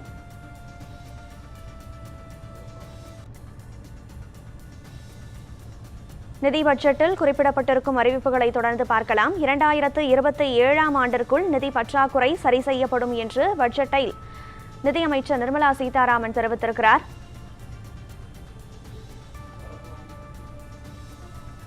இரண்டாயிரத்து 26-27 பட்ஜெட்டில் ஒரு தொலைநோக்கு திட்டம் கூட இல்லை என எதிர்க்கட்சிகள் கடும் விமர்சனத்தை முன்வைத்திருக்கிறார்கள். நிதியமைச்சர் நிர்மலா சீதாராமன் பட்ஜெட்டை தாக்கல் செய்திருக்கும் நிலையில் எதிர்க்கட்சிகள் விமர்சனங்களை முன்வைத்து வருகிறார்கள். கூடுதல் விவரங்களுடன் இணைகிறார் செய்தியாளர் லட்சுமணன். வணக்கம். நிதியமைச்சர் நிர்மலா சீதாராமன் பட்ஜெட் தாக்கல் நிறைவு பெற்றிருக்கும் நிலையில் இந்த பட்ஜெட்டில் தமிழகத்திற்கான என்னென்ன பிரத்யேக திட்டங்கள் அணிவகுக்கப்பட்டிருக்கின்றன? குறிப்பாக சட்டமன்ற தேர்தல் எதிர்வருவதை காத்திருக்கக்கூடிய சூழலில் இந்த நேரத்தில் எத்தகைய தமிழகத்திற்கான அறிவிப்புகள் இடம்பெறுகின்றன? பிற பகுதிகளை சேர்ந்த பிற செக்டார்களை சேர்ந்த தொழிலாளர்களுக்கு, நிறுவனங்களுக்கு எத்தகைய முக்கிய அம்சங்கள், அறிவிப்புகள் இடம்பெற்றிருக்கிறது? ஒவ்வொரு வருடம் பார்த்தோம் என்றால் பட்ஜெட் தாக்கல் செய்வது தொடர்ந்து நடைபெற்று வரக்கூடிய ஒரு பிரதான கோரிக்கை என்பதும் குறிப்பிடத்தக்கது. அந்த வகையில் பார்த்தோம் என்றால் 2026ஆம் ஆண்டிற்கான பட்ஜெட் தாக்கல் பொறுத்தவரையுமே இன்று நிதி தாக்கல் நிர்மலா சீதாராமன் தொடர்ந்து பட்ஜெட்டுகளை உரையாற்றினார். அதன் தொடர்ச்சியாக இன்று மட்டும் பார்த்தோம் என்றால் காலை 10 மணி அளவில் தொடங்கிய இந்த பட்ஜெட் தொடர் பார்த்தோம் என்றால் 1 மணி நேரம் 26 நிமிடங்கள் பட்ஜெட் உரையை மத்திய நிதியமைச்சர் நிர்மலா சீதாராமன் வாசித்திருக்கிறார். அந்த வகையில் இந்த பட்ஜெட்டில் பார்த்தோம் என்றால் பல்வேறு மாநிலங்களுக்கு சிறப்பு திட்டங்களும் அறிவிக்கப்பட்டிருக்கிறது. குறிப்பாக தமிழ்நாடு, கேரளா, கர்நாடகா உள்ளிட்ட பல்வேறு மாநிலங்களுக்கு சிறப்பு திட்டங்களும் அறிவிக்கப்பட்டிருக்கிறது. அந்த வகையில் இந்த பட்ஜெட் தாக்கல் செய்ததன் எதிரொலியாக பங்கு சந்தை சரிவும் ஏற்பட்டிருக்கிறது. குறிப்பாக அந்த புற்றுநோய்க்கு தேவையான 17 மருந்து வகைகள் அடிப்படை சுங்க வரியிலிருந்து விலக்கம் அளிக்க இருப்பதாகவும் கூறப்பட்டிருக்கிறது. இது மட்டுமல்லாமல் 7 அரிய வகை நோய்களுக்கான மருந்துகளை இறக்குமதி செய்யும் போது அதற்கான வரி விலக்கு அளிக்கப்பட்டிருப்பதாகவும் கூறப்பட்டிருக்கிறது. இந்த புற்றுநோய் பொறுத்தவரையிலே தமிழகம் மட்டுமல்லாமல் இந்தியா முழுவதும் இருக்கக்கூடிய பகுதிகளில் எந்தெந்த பகுதிகளில் இந்த புற்றுநோய் பாதிப்பு ஏற்பட்டிருக்கிறதோ அந்த மாநிலத்திற்கு பார்த்தோம் என்றால் 17 வகையான மருந்துகள் அடிப்படை சுங்க வரியிலிருந்து நீக்கப்பட்டிருக்கிறது. இது மட்டுமல்லாமல் 7 வகை அரிய வகை நோய்களுக்கான மருந்துகள் இறக்குமதி செய்யும் போது அதற்கான வரி விலக்கும் அளிக்கப்பட்டிருக்கிறது. அதற்கான வரி விலக்கு, அதாவது 7 வகையான அரிய நோய்கள் என்னவென்று பார்த்தால் இந்த கால சூழ்நிலைக்கு ஏற்றவாறு இந்த டெங்கு, சிக்கன் குனியா போன்ற பல்வேறு விதமான நோய்கள் ஏற்படுவது வழக்கம். அந்த வகையில் ஒவ்வொரு மாநிலங்கள், அதாவது தமிழ்நாடு, இந்தியா முழுவதும் இருக்கக்கூடிய ஒவ்வொரு மாநிலத்திலுமே என்னென்ன வகையான புதிய நோய்கள் ஏற்படுகிறதோ அதற்கான இந்த மருந்துகள் இறக்குமதி செய்யும் போது அதற்கான வரி விலக்கு தான் தற்போது பட்ஜெட் தாக்கில் விரிவளிக்கப்பட்டிருக்கிறது.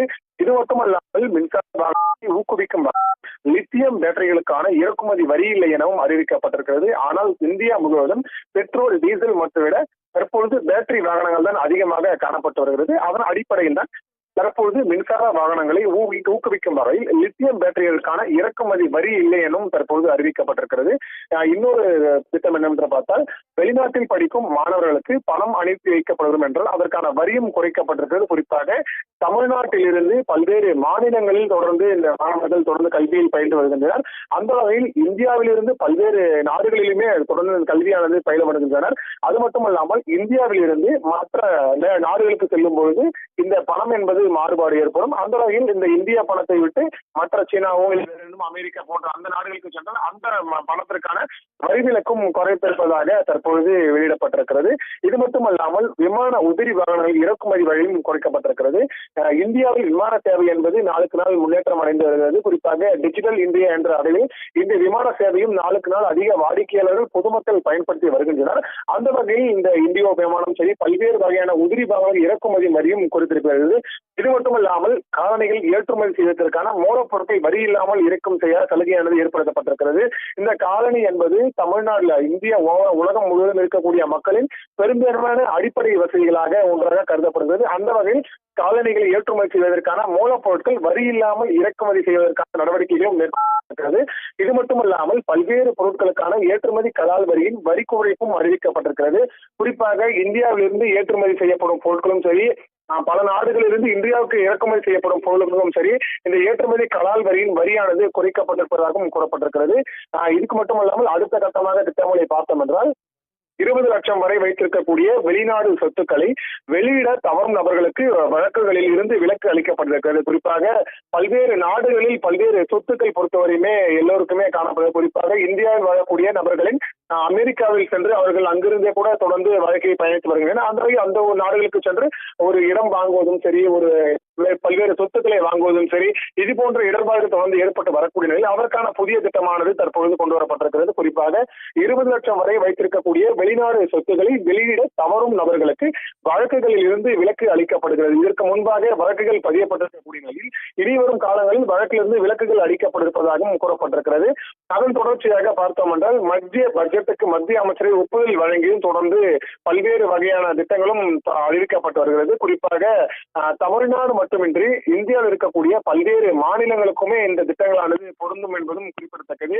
குறிப்பாக 2026 மற்றும் 27 ஆண்டுகளுக்கான பட்ஜெட் தொகைதான் நாடாளுமன்றத்தில் இன்று தாக்கல் செய்தது என்பதும் குறிப்பிடத்தக்கது. அந்த வகையில் இன்று பார்த்தோம் புனிதமான தைப்பூச நாளிலும் ரவிதாஸ் ஜெயந்தி நாளிலும் இந்த பட்ஜெட் தாக்கலானது செய்கிறேன் என உரையை மத்திய அமைச்சர் நிர்மலா சீதாராமன் தொடங்கி பல்வேறு திட்டங்களையும் தொடர்ந்து வைத்தார். அந்த வகையில் முதல் திட்டமாக என்னவென்று பார்த்தால் இளைஞர்கள் தட்டி முன்னிறுத்தி இந்த பட்ஜெட் தயாரிக்கப்பட்டிருப்பதாக, இளைஞர்களுக்கு அதிகமான முக்கியத்துவம் கொடுக்குவதாக தற்பொழுது கூறப்பட்டிருக்கிறார்.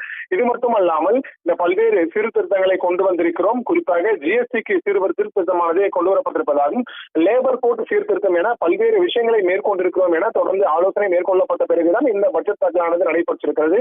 முதல் திட்டமாக என்னவென்று பார்த்தால் மருந்து தயாரிப்பு துறைக்காக 10,000 கோடி ரூபாய் ஒதுக்கீடு, இதன் மூலம் பயோ பார்மா என்ற சக்தி திட்டம் கொண்டு வரப்படும் என மத்திய நிதியமைச்சர் நிர்மலா சீதாராமன் தெரிவித்திருக்கிறார். மருத்துவம் குறிப்பாக ஒவ்வொரு நபர்களுக்குமே மருத்துவம் என்பது ஒரு முதன்மையான அடிப்படை சேவையாக காணப்படுகிறது.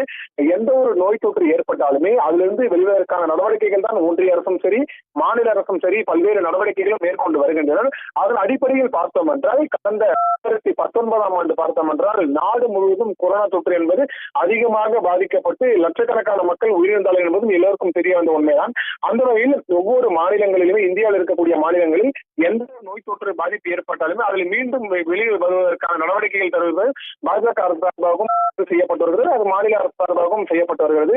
அந்த வகையில் தான் இந்த மருத்துவத்துறைக்கு முக்கியத்துவம் கொடுக்கும் விதமாக இந்த பட்ஜெட் தொடரில் பார்த்தோம் என்றால் முதல் திட்டமாக மருந்து தயாரிப்பு துறைக்காக 10,000 கோடி ரூபாய் ஒதுக்கீடு செய்து இதன் மூலமாக பயோ திட்டம் என கொண்டு வரப்படும் என முதல் திட்டமாக நிர்மலா சீதாராமன் அறிவித்திருக்கிறார். இது மட்டுமல்லாமல் ரேர் எர்த் மினரல்ஸ் வழித்தடம் தமிழ்நாட்டில் அமைக்கப்படும் எனவும் கூறப்பட்டிருக்கிறது. குறிப்பாக இரண்டாவது திட்டமாக தமிழ்நாடுக்கு தான் அதிகமான முக்கியத்துவமானது கொடுக்கப்பட்டிருக்கிறது. அதாவது இந்த ரேர் எர்த் மினரல்ஸ் வழித்தடம் திட்டமானது தமிழகத்தில் அமைக்கப்படும் எனவும் கூறப்பட்டிருக்கிறது. அதற்கான சிமி கண்டக்டர் பொறுத்தவரையுமே துறைக்காக 40,000 கோடி ரூபாய் ஒதுக்கீடு செய்யப்பட்டிருப்பதாகவும் கூறப்பட்டிருக்கிறது. இது மட்டுமல்லாமல் தமிழ்நாட்டில் அரிய வகை கனிமங்களை எடுப்பதற்கான மையங்கள் அமைக்கப்படும் என அறிவிப்பை தமிழ்நாடு போலவே ஒடிசா, கேரளா உள்ளிட்ட மாநிலங்களிலும் அமைக்கப்படும் என ஒரு அறிவிப்பும் வெளியிடப்பட்டிருக்கிறது. குறிப்பாக கனிம வளங்கள் பொறுத்தவரையுமே தமிழகத்தில் இந்த மணல் குவாரி போன்ற பல்வேறு வளங்கள் பொறுத்தவரையுமே எடுக்கப்பட்டு வருகிறது. அந்த வகையில் தமிழ்நாடு மட்டுமின்றி கேரளா, ஒடிசா போன்ற மாநிலங்களிலுமே இது போன்ற நிலங்களானது கனிம வளங்கள் இருப்பதற்கான மையங்கள் அமைக்கப்படும் எனவும் கூறப்பட்டிருக்கிறது. இது மட்டுமல்லாமல் உட்கமைப்பு மேம்படுத்துவதற்கான இயந்திரங்கள் தயாரிப்பாக 10 கோடி ரூபாய் ஒதுக்கீடு செய்யப்பட்டிருக்கு. அதாவது உட்கட்டமைப்பு பொறுத்தவரையுமே ஒவ்வொரு மாநிலத்திலுமே ஒவ்வொரு நிறுவனங்கள் அமைக்கப்படுவது வழக்கம். அந்த வகையில் உட்கட்டமைப்பு, அதாவது ஒவ்வொரு மாநிலத்திற்கும் ஒவ்வொரு சிறப்பு இருக்கும். அந்த வகையில் தான் அந்த மாநிலத்திற்கு என்ன சிறப்பு இருக்கிறதோ அந்த சிறப்பை மேம்படுத்தும் வகையில் தற்போது இந்த உட்கட்டமைப்பு மேம்படுத்துவதற்காக இயந்திரங்கள் தயாரிப்புக்காக 10,000 கோடி ரூபாய் ஒதுக்கீடு செய்யப்பட்டிருப்பதாகவும் கூறப்பட்டிருக்கிறது. இது மட்டுமல்லாமல் சுரங்கங்கள், மெட்ரோ வழித்தடங்கள் போன்றவற்றை அமைப்பதற்கான உபகரணங்களை உள்நாட்டிலேயே தயாரிக்கும் வகையில் புதிய திட்டங்கள் அடுத்த 5 ஆண்டுக்கு செயல்படுத்தப்படும் எனவும் கூறப்பட்டிருக்கிறது. குறிப்பாக ஒவ்வொரு மாநகராட்சியிலும் பார்த்தோம் என்றால் இந்த மெட்ரோ திட்டமானது மிக தீவிரமான முறையில் நடைபெற்று வருகிறது. அந்த வகையில் தமிழகத்தில் பார்த்தோம் என்றால் சென்னையில் முதற்கட்ட மெட்ரோ பணிகள் நிறைவேற்றி பொதுமக்கள் சேவைக்கு சிறப்பான முறையில் இருந்து வருகிறது. இரண்டாம் கட்ட மெட்ரோ வகையானது தொடர்ந்து நடைபெற்று வரக்கூடிய நிலையில் அந்த மெட்ரோ பணிகளுக்காக தோண்டப்படும் அதற்கான உபகரணங்கள், அதாவது பெரிய பெரிய லார்ஜஸ்ட் கிரேன்கள், மேலும் அந்த துளை போடும் இயந்திரங்கள் போன்ற பல்வேறு மாநிலங்களிலிருந்தும் பல்வேறு நாடுகளில் இருந்தும் இறக்குமதி செய்யப்பட்டுதான் இந்தியாவில் பல்வேறு இடங்களில் இந்த மெட்ரோ பணிகளானது நடைபெற்று வருகிறது. அந்த வகையில் இந்த சுரங்கங்கள், மெட்ரோ வழித்தடத்துக்கான போன்றவற்றிற்கான அமைப்பதற்கான உபகரணங்கள் பொறுத்தவரையிலே உள்நாட்டிலேயே தயாரிக்கும் வகையில் புதிய திட்டம் அடுத்த 5 ஆண்டுகளுக்கு செயல்படுத்தப்படும். அதாவது இந்தியாவில் அடுத்த 5 ஆண்டுகளுக்குள் மெட்ரோ திட்டத்திற்கான இயந்திரங்கள் முழுவதுமே இந்தியாவிலேயே தயாரிக்கப்படும் என்ற அறிவிப்பும் ஒன்று வெளியிடப்பட்டிருக்கிறது.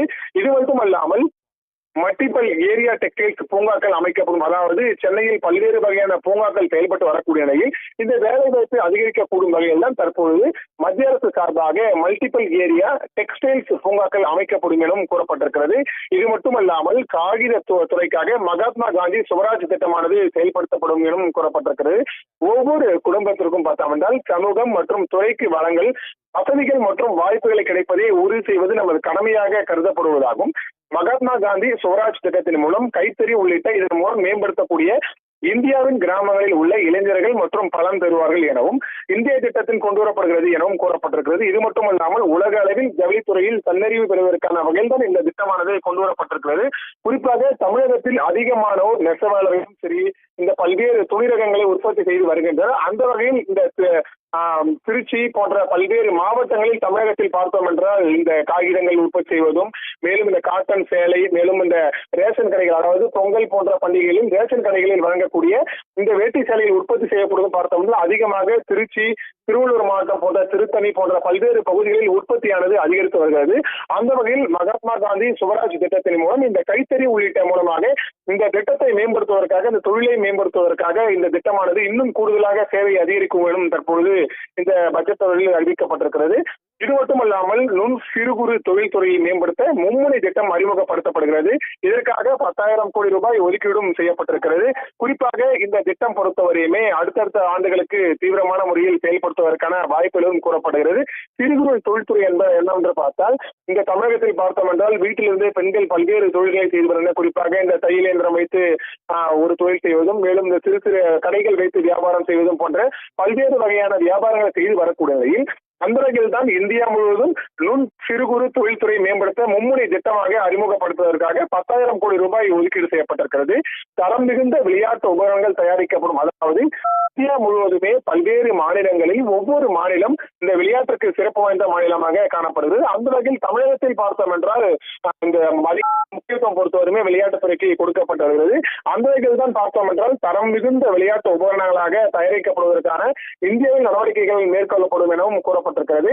இளைஞர்களுக்கான இந்த முக்கியத்துவமானது வழங்கப்பட்டிருப்பதாகவும் கூறப்பட்டிருக்கிறது. அடுத்த கட்ட திட்டமாக என்னவென்று பார்த்தால் மூலதன செலவு ஒதுக்கீடு 12 லட்சத்து 2 லட்சம் கோடியாக உயர்வு என்பதும் தற்போது முக்கிய திட்டமாக மத்திய அமைச்சர் நிர்மலா சீதாராமன் அறிவித்திருக்கிறார்.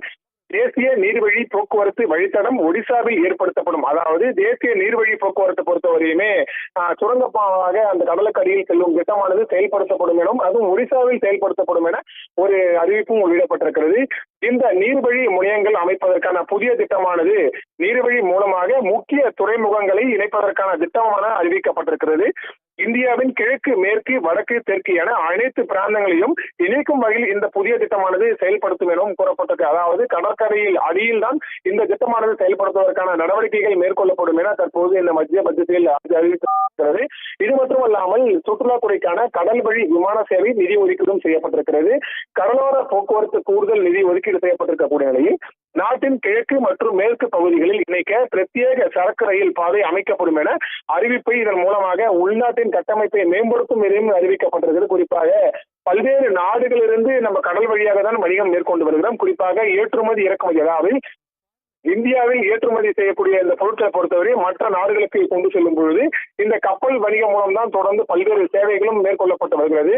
அந்த வகையில் தான் இந்த கப்பல் சேவையை மேம்படுத்தும் வகையில் நாட்டின் கிழக்கு மற்றும் மேற்கு பகுதிகளை இணைக்க பிரத்யேகமான சரக்கு ரயில் பாதை அமைக்கப்படும் என அறிவிப்பும் ஒன்று வெளியிடப்பட்டிருக்கிறது. இதன் மூலமாக பார்த்தோம் என்றால் உள்நாட்டின் கட்டமைப்பு மேம்படுத்தப்படும் எனவும் ஒரு அறிவிப்பானது வெளியிடப்பட்டிருக்கிறது. இது மட்டுமல்லாமல் கட்டமைப்புகளை மேற்கொள்ளும் பொழுது ஏற்படும் பாதிப்புகளை சரி செய்வதற்கான உரிய நிதி அறிமுகப்படுத்தப்பட்டிருக்கிறது. அதாவது இந்த கட்டமைப்புகள் அதாவது பல்வேறு நாடுகள் அதாவது இந்தியாவிலிருந்து போன்ற பல்வேறு நாடுகளுக்கு இந்த கப்பல் சேவை அறிமுகப்படுத்தப்பட்டார். இந்திய ரயில் சேவை இந்த கப்பல் சேவை அறிமுகப்படுத்தும் பொழுது அதற்கான நிதி பொறுத்தவரையுமே இந்த பட்ஜெட் தாக்கல் மூலம் கூறப்படுகிறது. முக்கியமானது அதாவது தமிழகத்தில் முக்கியமாக தலைநகரமாக இருக்கக்கூடிய சென்னைக்கு ஒரு புதிய திட்டத்தை தற்போது பார்க்கலாம். சென்னையில் பார்த்தோம் என்றால் சென்னையிலிருந்து பெங்களூர் ஹைதராபாத் இடையே அதிவேக ரயில் சேவை அறிமுகப்படுத்தும் என சென்னை பெங்களூர் ஹைதராபாத் இடையே அதிவேக ரயில் சேவை அறிமுகப்படுத்தும் என தற்பொழுது கூறப்பட்டிருக்கிறது. அதிவிரைவு ரயில் சேவை அறிவித்த போது கேரளாவுக்கு எங்கே என சிலர் பல்வேறு கேள்விகளையும் எழுப்பியிருந்தனர். அந்த வகையில் இந்த மெட்ரோ ரயில் சேவை மேலும் இந்த வந்தே பாரத் ரயில் சேவை என இந்தியாவில் பல்வேறு மாநிலங்களில் இது போன்ற ரயில் சேவை இருந்தாலுமே தமிழகத்தில் இருக்கக்கூடிய தலைநகரமாக இருக்கக்கூடிய சென்னை டு பெங்களூரு ஹைதராபாத் இடையே அதிவேக புல்லட் ட்ரெயின் அறிமுகப்படுத்துவதற்கான நடவடிக்கைகள் எடுக்கப்பட்டிருப்பதாகவும் கூறப்பட்டிருக்கிறது. குறிப்பாக இந்த டயர் 2 மற்றும் 3 கோவில் நகரங்களுக்கு நகர வளர்ச்சி முக்கியத்துவமானது கொடுக்கப்பட்டிருக்கிறது. அடுத்த 5 ஆண்டுகளுக்குள் 20 புதிய நீர்வழி வழித்தடங்கள் அமைப்பதற்கான நடவடிக்கைகள் மேற்கொள்ளப்படுகிறது. குறிப்பாக இப்போ விமான சேவை ஒரு பக்கம் இருக்கிறது, இன்னொரு பக்கம் ரயில் சேவை இருக்கிறது, இன்னொரு பக்கம் பேருந்து சேவை இருக்கிறது. பல்வேறு சேவைகள் இருந்தாலுமே அதிவிரைவு ரயில் சேவை அடுத்த பிறகு பார்த்தோம் என்றால் நகரங்களில் முக்கியத்துவம் கொடுக்கும் வகையில் புதிய நீர் வழித்தடங்கள், அதாவது கப்பல் வழித்தடங்கள் போன்ற பல்வேறு 20 புதிய நீர் வழித்தடங்கள் அமைப்பதற்கான நடவடிக்கைகளானது தொடர்ந்து மேற்கொள்ளப்பட இருப்பதாக கூறப்பட்டிருக்கிறது. இது மட்டுமல்லாமல் அதாவது நாடுகள் பொறுத்தவரையுமே எந்த அளவுக்கு இந்த சமூக வலைதளங்களில் முக்கியத்துவம் கொடுத்து தொடர்ந்து பல்வேறு நடவடிக்கைகள் மேற்கொண்டு வருகின்றன. அந்த வகையில் பார்த்தோம் என்றால் தொடர்ந்து இந்த ஏஐ, அதாவது தொழில்நுட்பத்திற்கேற்றவாறு தொழில்களும் முன்னேற்றம் அடைந்து வருகிறது. அந்த வகையில் ஏஐக்கு கூடுதல் கவனம் செலுத்தப்படும் எனவும் கூறப்பட்டிருக்கிறது. ஏஐ மற்றும் குவாண்டம் இந்த தொழில்துறை நுட்பத்துக்கான பல்வேறு துறைகளுக்கும் அறிமுகப்படுத்துவதற்கான ஒருங்கிணைந்த திட்டங்கள் அறிமுகப்படுத்தப்படுகின்றன எனவும் கூறப்பட்டிருக்கிறது. மருத்துவ சுற்றுலா 5 இடங்களில் மையமாக கொண்டு அமைக்கப்படும். குறிப்பாக மருத்துவம் என்பது முக்கிய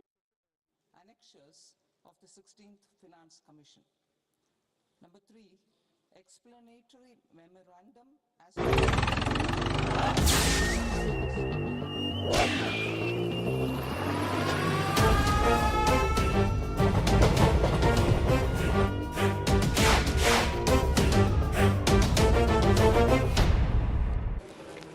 minimum alternate tax credit is proposed to be allowed to companies only in the new regime. Set off using available MAT credit is proposed to be allowed to an extent of 1/4 of the tax liability in the new regime. MAT is proposed to be made final tax, so there will be no further credit accumulation from 1st April 2026. In line with this change, the rate of final tax is being reduced to 14% from the current MAT rate of 15%. The brought forward MAT credit of taxpayers accumulated till 30th March 2026 will continue to be available to them for set off as above. Indirect taxes. I shall now take up proposals related to indirect taxes. My proposals for customs and central excise aim to further simplify the tariff structure, support domestic manufacturing, promote export competitiveness, and correct inversion in duty. To continue weeding out long continuing customs duty exemptions, I propose to remove certain exemptions on items which are being manufactured in India or where the imports are negligible.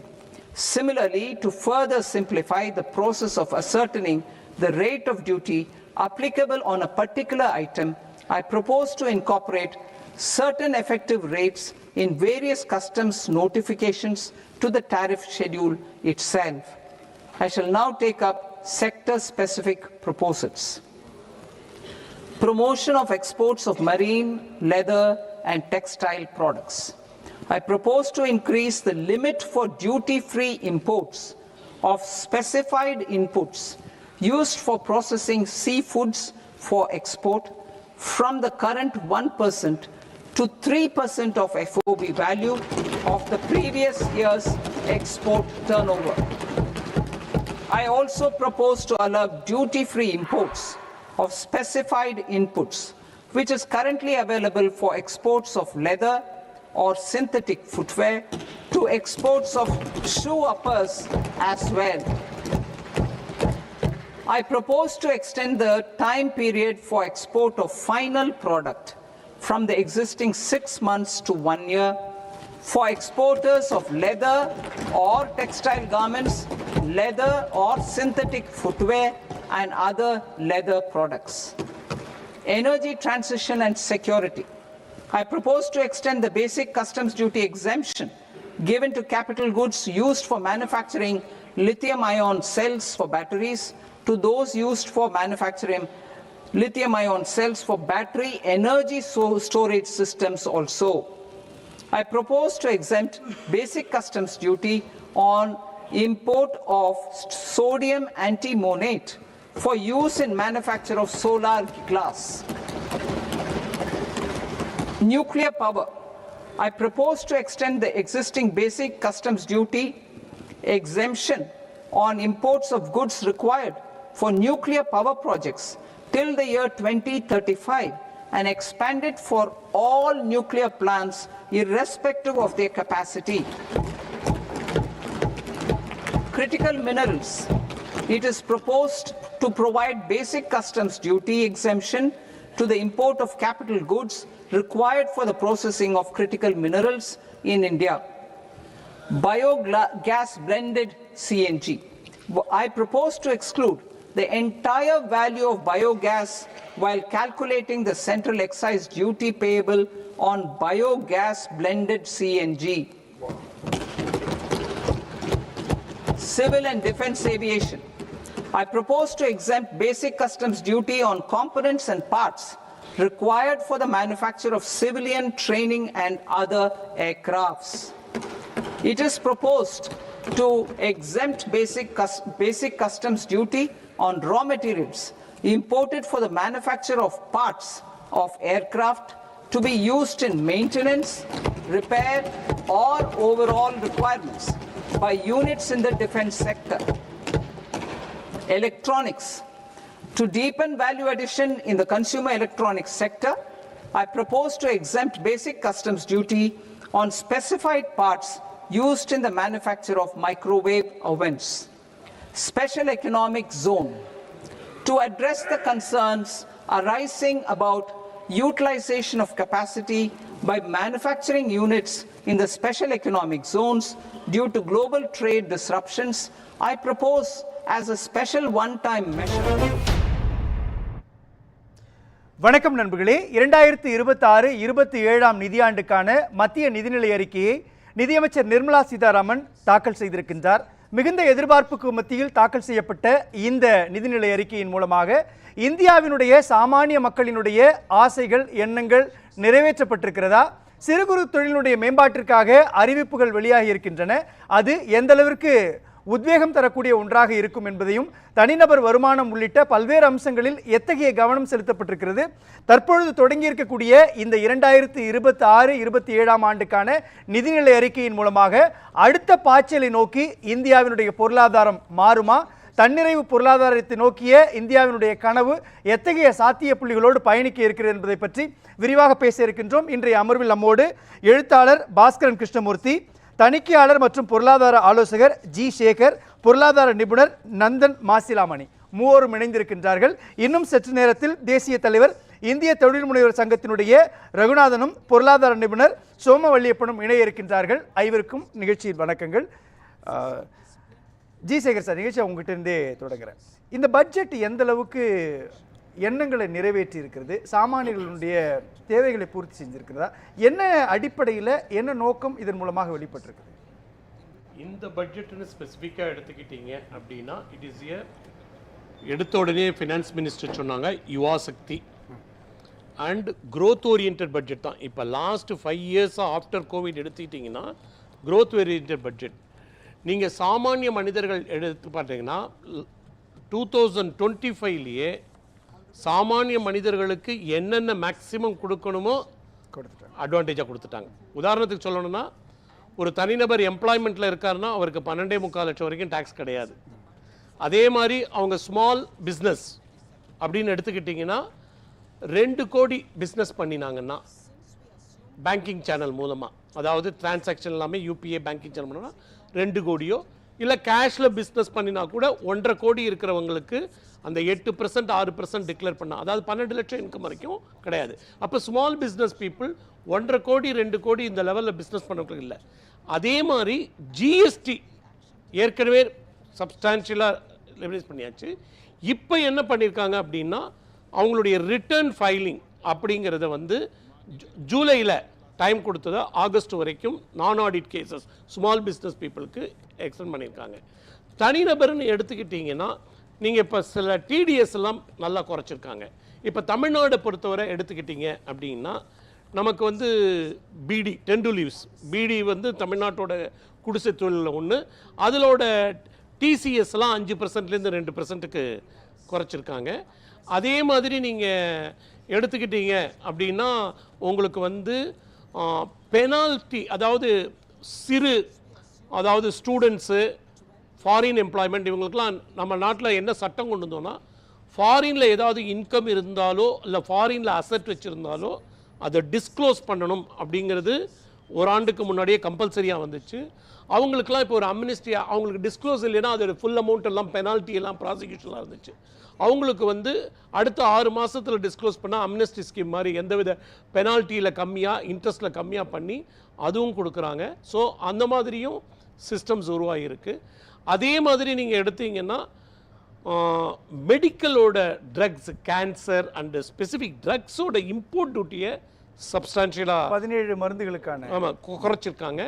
அதே மாதிரி தனி மனிதர்கள் இப்போ வந்து அயல் நாட்டிலேருந்து அவங்களுடைய 10 வருஷம் 20 வருஷம் வேலை பார்த்துட்டு இருப்பார், இந்தியா வந்துடுவாங்க, இல்லை இங்கேருந்து போவாங்க எடுத்துகிட்டு வருவாங்க, இல்லை இங்கே இந்தியாவில் இருக்கிறவங்க அவங்களுடைய வியாபாரத்துக்கோ இல்லை அவங்களுடைய தனி தேவைக்கோ அவங்களுடைய படிப்புக்கோ ஏதாவது இம்போர்ட் பண்ணுறாங்க அப்படின்னா கொண்டு வராங்கன்னா அதோட டியூட்டி எல்லாம் குறைச்சிருக்காங்க. ஸோ இந்த மாதிரி எடுத்தீங்கன்னா தனிநபர் முன்னேற்றத்திற்கு ஒரு ஓவராலாக நல்லா வந்து எடுத்து பண்ணியிருக்காங்க. பேசலாம். இது என்ன தாக்கத்தை ஏற்படுத்துன்ற நான் அடுத்து நான் உங்கள்கிட்ட வரேன். பாஸ்கர் சார், இதில் நீங்கள் ரொம்ப சிறப்பம்சமாக எந்த இதெல்லாம் பார்க்குறீங்க? ஏற்கனவே நான் சொன்ன மாதிரி ரொம்ப சாமானியர்களுக்கான பட்ஜெட்டாக இது இருக்குதான்னு சொல்கிறப்போ ஜிஆர் சேகர் சார் ரொம்ப விளக்கமாக சொல்லிட்டாங்க. அதுக்கு முன்னே இருக்கக்கூடிய பட்ஜெட்டினுடைய நிலவரம் ஒரு இலக்கை பயணித்து வைத்து தான் பயணிக்கிறாங்க. அப்படின்றப்போ 2026-27 நிதியாண்டுக்கான இந்த பட்ஜெட் எதை இலக்காக வச்சிருக்கு? இலக்குன்னா ஒரு ஒட்டுமொத்த பொருளாதார வளர்ச்சி தான். இது நிச்சயமாக ஒரு பரபரப்பான பட்ஜெட் இல்லை, அதை நான் ஒப்புக்கொள்கிறேன். ஒரு மிகவும் பிரபலமாக மிகவும் பரபரப்பாக நீண்ட நாள் விவாதிக்கக்கூடிய அளவுகளான ஒரு பெரிய திட்டங்கள் என்று தனியாக எதுவும் அறிவிக்கப்படவில்லை. ஆனால் 2-3 விஷயங்களில் ஒரு நல்ல தெளிவு இருக்குது அப்படின்னு தோணுது.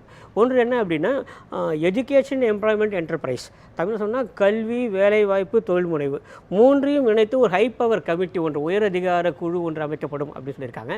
அநேகமாக அதனுடைய கைட்லைன்ஸ் மிகவும் முக்கியமானதாக இருக்கும்னு தோன்றுகிறது. ஏன்னா இது வரைக்கும் அது மாதிரி யாரும் பண்ணவே இல்லை. தனிப்பட்ட முறையில் அங்கங்கே ஆலோசனைகள், அறிவுரைகள்லாம் வழங்கியிருக்காங்க.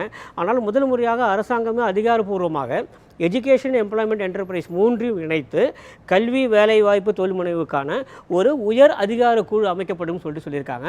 அதுதான் அநேகமாக இனிமேல் வந்து it is going to decide ஆக்சுவலாக என்ன மாதிரிலாம் பண்ணலாம் அப்படின்னு சொல்லிட்டு அந்த யோசனை, அந்த முன்னெடுப்பு, அந்த இனிஷியேட்டிவே வந்து ரொம்ப நல்ல ஒரு முன்னெடுப்பு அப்படின்னு பார்க்குறேன்.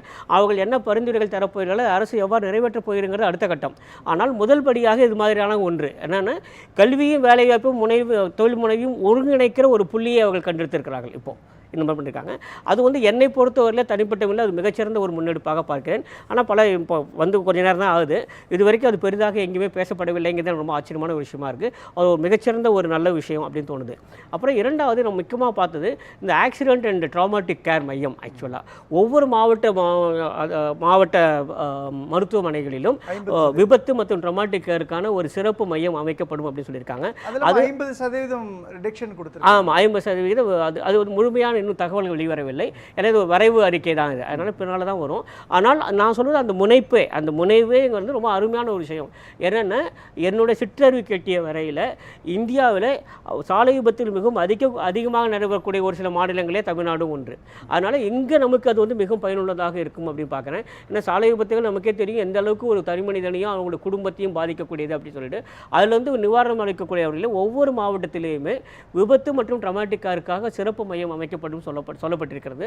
அதில் நீங்கள் சொன்ன ஒரு 50% விலை குறைப்பில் அது வந்து நடைமுறையில் மிகவும் சிறந்த ஒரு திட்டமாக பார்க்கிறேன். மூன்றாவது வந்து ரயில்வே பொறுத்தவரையில் ஒரு எக்ஸ்பிரஸ் காரிடார் சொல்லியிருக்காங்க. சென்னைக்கும் ஹைதராபாத்துக்கும், சென்னைக்கும் பெங்களூருக்கும் இடையிலாக. அநேகமாக அவங்க மீன் பண்ணி 7 இடங்கள் 7 பகுதிகள் தமிழ்நாட்டை பொறுத்தவரையில் 2, சென்னை ஹைதராபாத், சென்னை பெங்களூர், அது இல்லாமல் வட மாநிலங்கள்னு சொல்லியிருக்காங்க. இது வந்து ஒரு நல்ல ஒரு முன்னெடுப்பாக பார்க்கிறேன். ஏனென்றால் எனக்கு தெரிந்தவரையில் ஒரு 10 ஆண்டுகளுக்கு முன்பாகவே பொருளாதார ஆய்வறிக்கை வருகிற போது இஃப்எம் கரண்ட் 2015-2016 ஆய்வறிக்கை நினைக்கிறேன், ஒரு மிகச்சிறந்த ஒரு பொருளாதார ஆய்வறிக்கை. அதில் என்ன சொல்லியிருந்தாங்கன்னா, இந்த சரக்கு போக்குவரத்தில் வேறு எதையும் விட நம்ம ரயிலை அதிகம் பயன்படுத்தினால் நமக்கு வெகுவாக செலவு குறையும், உற்பத்தியாளர்களுக்கு செலவு குறையும், மிகவும் பாதுகாப்பானது, சுற்றுச்சூழலுக்கு மிகவும் உகந்தது அப்படி சொல்லியிருந்தாங்க. அதை சிறிதாக எடுத்து இப்போது எக்ஸ்பிரஸ் கார்டான்னு சொல்லிட்டு சென்னைக்கும் ஹைதராபாத்துக்கும் சென்னைக்கும் பெங்களூருக்கு நடுவில் முதல்ல இப்போதைக்கு அறிவிச்சிருக்காங்க. அது சென்னை பெங்களூர் கூட எனக்கு பெரிதாக அது ஈர்க்கவில்லை. அதனால் சென்னை ஹைதராபாத்துக்கு மிக நிச்சயமாக வேண்டும். ஏன்னா உங்களுக்கு சாலை மார்க்கமாக சென்னை பெங்களூருக்கு மிக அருகில் இருக்கிறது. அதுவும் இல்லாமல் அவங்களுக்கு தொழில்பேட்டை எல்லாமே ராணிப்பேட்டை ஹோசூர் சேர்ந்து இருக்கிறது, மிக அதிக தொலைவு இல்லை அவர்களுக்கு. ஆனால் சென்னை ஹைதராபாத்துங்கிறது சாலை மார்க்கமாக கூட அதிகம் நீண்ட பயணம் உடையது. அது மட்டுமா இல்லாமல் அதுக்கு நேரடியான அந்த போக்குவரத்துக்கு மிகவும் குறைவாக இருக்கிறது. அதனால் சென்னை ஹைதராபாத் எடுத்துங்கிறது ரொம்ப அருமையான ஒரு ஸ்ட்ராட்டஜிக் மூவ்மெண்ட்டாக நான் பார்க்குறேன், ஒரு ஸ்ட்ராட்டஜிக் மூவாக பார்க்குறேன். ஏன்னா இந்த எக்ஸ்பிரஸ் காரிடாருங்கிறது பெரிய அளவிலே உற்பத்தி தளவாடங்களை கொண்டு செல்வதற்கும் பிற பொருட்களை கொண்டு செல்வதற்குமான அந்த சரக்கு அந்த லாஜிஸ்டிக்ஸ் எக்ஸ்பென்சஸை வெகுவாக குறைக்கும். அதனால் உற்பத்தி நோக்கிய ஒரு மிகச்சிறந்த ஒரு வளர்ச்சி நோக்கி ஒரு நல்ல முன்னெடுப்பாக அதை நான் பார்க்கிறேன். அது ஒரு நல்ல விஷயம். பேசலாம், முதல் பார்வையாக வச்சுக்கிறேன். மசிலமணி சார், நீங்கள் எப்படி பார்க்குறீங்க முதற்கட்டமாக இதில் இருக்கக்கூடிய ஹைலைட்? இன்னும் தான் நிறைய இது ஸ்கீம் இந்த ரேர் எடுத்து பண்ணியிருக்காங்க, இந்த மகளிர் விடுதி ஒவ்வொரு மாவட்டத்துக்கும் பண்ணுறேன்னு சொல்லியிருக்காங்க. இன்னொரு சின்ன தான் பார்த்தீங்கன்னாக்கா எல்லாம் வெல்கம் தான். பட் சென்ட்ரல் கவர்மெண்ட் வந்து அந்த இதெல்லாம் வந்து கொஞ்சம் மைனர் விஷயம் பாருங்களேன். நீங்கள் ப்ரைமரியாக தான் ஒரு விஷயம். உங்களுடைய ஆடியோவில் கொஞ்சம் தொழில்நுட்ப பிரச்சனை இருக்குது, நான் மீண்டு வரேன் உங்ககிட்ட. ஜஸ்ட் சேகர் சார், இதில் இப்போ சரியாயிடுச்சு, தொடர்ச்சி பேசுங்க. இப்போ என்னன்னாக்கா அதில் ஒன்றும் நமக்கு இது இல்லை, நல்லா வரையறுக்கிற விஷயம் தான். நான் மீண்டும் உங்களுக்கு சேகர் சார், இதில் எல்லாத்தையும் தாண்டி இதில் ஃபிசிக்கல் டெஃபிசிட்டி விஷயத்துலையும் கொஞ்சம் சொல்லியிருக்கிறாங்க இல்லையா? அதெல்லாம் எப்படி புரிஞ்சிக்க வேண்டியிருக்குது? பற்றாக்குறையை குறைக்கிறது, முதலீடுகளை ஊக்குவிக்கிறது, அதே மாதிரி கல்வி உள்ளிட்ட இடங்களில் வந்து ஏஐ தொழில்நுட்பம் மாதிரியான அம்சங்களை பயன்படுத்துறது அப்படின்ற இடத்துல சொல்கிறாங்க இல்லையா? இதெல்லாம் எப்படி நம்ம கையாள வேண்டியது? நீங்கள் எடுத்துக்கிட்டீங்க அப்படிங்கன்னா ஃபிஸ்கல் டெஃபிசிட்டை 4.3க்கு குறைக்கிறதுக்கு முயற்சி பண்ணிட்டு இருக்காங்க. இது வரைக்கும் அவங்க சொன்னதை ஒவ்வொரு இயர்லையுமே அச்சீவ் பண்ணிட்டு வராங்க. அதாவது முன்னாடி எடுத்து பார்த்தோம்னா சொல்கிறது ஒன்றா இருக்கும், அப்புறம் ரிவைஸ் பட்ஜெட் வரும்போது அதோட தெரியும். இப்போ வந்து பெர்ஃபார்மன்ஸ் பார்த்தீங்கன்னா செய்தியரை சொல்லுவோம், சொல்வதை செய்வோங்கிற மாதிரி அதோட அச்சீவ்மெண்ட் டார்கெட் இருக்குது. அதே மாதிரி நீங்கள் எடுத்துக்கிட்டீங்க அப்படின்னா கேபிட்டல் குட்ஸ் செக்டாருக்கு வந்து கிட்டத்தட்ட 1 லட்சம் கோடி இந்த வருஷம், அதாவது கிட்டத்தட்ட 11.2 lakhs crore-லேருந்து 12.2 lakhs crore-க்கு வந்து இன்வெஸ்ட்மெண்ட் வந்து ஜாஸ்தி பண்ணி கொடுத்துருக்காங்க. அப்போ கேபிட்டல் குட் செக்டார் இது பண்ணும்போது அதோட டெவலப்மெண்ட்ஸ் வந்து நல்லாயிருக்கும். அப்புறம் நீங்கள் எடுத்துக்கிட்டிங்கன்னா செக்டரியல் டெவலப்மெண்ட்டில் கல்ச்சர், ஸ்பிரிச்சுவல், ட்ரெடிஷன் அப்படின்ட்டு கொண்டு வராங்க. இது வந்து இது வரைக்கும் நீங்கள் சொன்னீங்கன்னா இதை வந்து கான்சன்ட்ரேட்டே பண்ணலை. ஏன்னா இது வந்து இந்தியாவோட மிகப்பெரிய சொத்துன்னு நான் எடுத்துக்கலாம். இப்போ நிறைய நேஷன்ஸ் வந்து சவுத் ஏஷியன் நேஷன்ஸில் எடுத்துக்கிட்டீங்க அப்படிங்கன்னா, நீங்கள் வந்து இப்போ இந்தோனேசியாவில் பாலி அப்படி எடுத்துக்கிட்டிங்கன்னா அங்கெல்லாம் வந்து ஒரு கல்ச்சர் ட்ரெடிஷனை வச்சு தான் டூரிசமே இருக்குது. அதே மாதிரி இங்கே வந்து அதை டெவலப் பண்ணுறதுக்கு, அந்த ஆர்கிடெக்சரோட ப்ரிசர்வ் பண்ணுறதுக்கு, அதே மாதிரி நீங்கள் எடுத்துக்கிட்டீங்க அப்படின்னா எஸ்பெஷலி இப்போ தான் கொடுக்குறாங்க இந்த ஃபாரினர்ஸ்லாம் வந்தால் ட்ரெக்கிங் போகணும். அப்போ ட்ரெக்கிங் டூரிஸ்ட் இப்போ தமிழ்நாட்டில் வந்து பொதிகைமலை எடுத்துட்டு இருக்காங்க, ஆதிச்சநல்லூர். ஆமாம். அதே மாதிரி இதுக்கு வந்து ஏஐக்கு வந்து ஆதிகேசன் அந்த தூத்துக்குடி பக்கத்தில் எடுத்துருக்காங்க. இந்த மாதிரி இதெல்லாம் வந்து மைக்ரோஸ்கோப்பிக்கலாக கான்சன்ட்ரேட் பண்ணி எங்கெங்கெல்லாம் ரெவென்யூ டெவலப்மெண்ட்டுக்கும் என்விரான்மெண்ட் டெவலப்மெண்ட்டுக்கும் அதை விட நீங்கள் பெருமையாக பார்க்கணும் என்னென்னா concentration on tier 2, tier 3 and town cities தான். இப்போ வந்து நான் வந்து மெட்ராஸே டெவலப் பண்ணிகிட்ருக்கேன் அப்படிங்கிறத விட டயர் 2, டயர் 3 திருச்சி, மதுரை, சேலம் இந்த மாதிரி ஏரியாவில், அதுவும் ஸ்பெசிஃபிக்காக சொல்லியிருக்காங்க 5 lakhs பாப்புலேஷன்ஸ் அந்த மாதிரி. அப்போ வந்து அர்பனைசேஷன் வந்து இன்னும் நல்லா க்ரோ ஆகிறதுக்கு சான்சஸ் இருக்குது. ஸோ இந்த மாதிரி வந்து ஒரு நல்ல ப்ராட் வியூவில் எடுத்துகிட்டு போயிருக்காங்க. இதில் என்ன சொல்லணும்னா கன்சிஸ்டன்ட் பாலிசியாக இருக்குது. திடீர்னு வந்து ஒன்று அனௌன்ஸ் பண்ணுறோம் அப்படியே போயிடுறோம், அடுத்தது அனௌன்ஸ் பண்ணுறோம் போகாமல் ஒரு விசிட் பாரத் 2000 விஷன் 2047 எப்படி கொண்டு போகிறதுக்கு எங்கெங்கெல்லாம் கேப்ஸ் இருக்கோ அதை ஃபில்லப் பண்ணுறதுக்கு என்னெல்லாம் பண்ணணும் அந்த மாதிரி ஒரு விஷன் வச்சுட்டு அந்த பட்ஜெட்டோட டிஸ்ட்ரிபியூஷன்ஸ் வந்து நல்லாவே இருக்குது. இதில் கல்ச்சுரல் ஹப்புன்றாங்க இல்லையா? ஒரு 15 இடங்களில் இந்தியாவில் கல்ச்சுரல் ஹப்பு நாங்கள் உருவாக்குவோம் அப்படின்றாங்க. அதில் நீங்கள் சொல்கிற மாதிரி ஆதிச்சநல்லூர் வருது அப்படின்றப்போ இந்த கல்ச்சுரல் ஹப்புன்ற கான்செப்ட் வந்து ஒரு ஆல்டர்னேட்டிவ் எக்கனாமிக்கான ஒரு விஷயமா, மாற்று பொருளாதார நடவடிக்கைக்கான ஒரு முகாந்திரமாக எடுத்துக்க முடியுமா? இல்லை, கல்ச்சுரல் அண்ட் ட்ரெடிஷ்னல் ஸ்பிரிச்சுவல் ஹப்புங்கிறது இப்போ நான் ஒரே ஒரு சொல்கிறேன். இட்டாலிக்கு போனால் போப் அந்த மாதிரி போகிறதுக்கு இருக்குது. இப்போ தமிழ்நாடுன்னு எடுத்துக்கிட்டிங்கன்னா, நீங்கள் உதாரணத்துக்கே சொல்கிறேன், தமிழ்நாடுன்னு எடுத்துக்கிட்டிங்கன்னா நார்த் இந்தியாவில் இருக்கிறவங்களுக்கு என்ன தெரியும்னா மதுரையும் ராமேஸ்வரம் தான் தெரியும். பட் அதை விட அதுக்கு ஈக்குவலாக அதுக்கு மேலே இருக்கிற traditional cultural or architectural importance ஏரியாலாம் நிறையா இருக்குது. இப்போ அந்த மாதிரி இருக்கும்போது அந்த ஏரியாலாம் நம்ம டெவலப்மெண்ட்டுக்கு கான்சென்ட்ரேட் பண்ணினா தான், அதாவது நம்மள்கிட்ட நல்ல ரிசோர்ஸஸ் இருக்குது, அந்த ரிசோர்ஸஸ் ஏரியாவை வேர்ல்டு லெவலில் எடுத்துக்கிட்டு போனால் தான் நம்மளுடைய எக்கனாமி டெவலப் ஆகும். அல்டிமேட்லி நமக்கு என்ன வேணும், ஃபாரின் நம்ம வந்து சில ஏரியாவில் வந்து ஃபாரின் கரன்சி டிபெண்டன்சி நமக்கு நிறையா இருக்குது. அப்போ ஃபாரின் கரன்சி டிபெண்டன்சியை வந்து டூரிசம் மூலமாக நமக்கு வந்து சப்போர்ட்டி கொண்டு வரணும்னா இந்த மாதிரி இருக்கிற ஏரியாலெலாம் டெவலப் பண்ணால் தான் நிறைய ஃபாரின் டூரிசம் இன்கம் வரும்.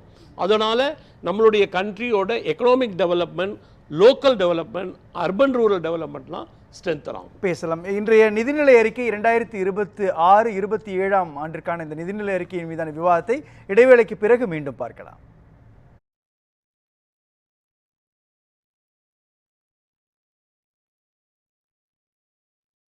இன்வெஸ்ட்மெண்ட் சேலஞ்ச் கிரெடியா மியூச்சுவல் ஃபண்ட்ல 30% லாபம் வருமா? Depends on market. இதே போல சென்னை சிட்டி லிமிட் உங்கள் News7 தமிழ் மற்றும் News7 தமிழ் பக்தி யூடியூப் சேனலில் தினம் ஒரு தெய்வத்தின் வழிபாடு. திங்கட்கிழமை தீயாக மாறி தான் என்ற அகந்தையை அளித்த சிவபெருமானின் பாடல். That is virtually integrated system to act.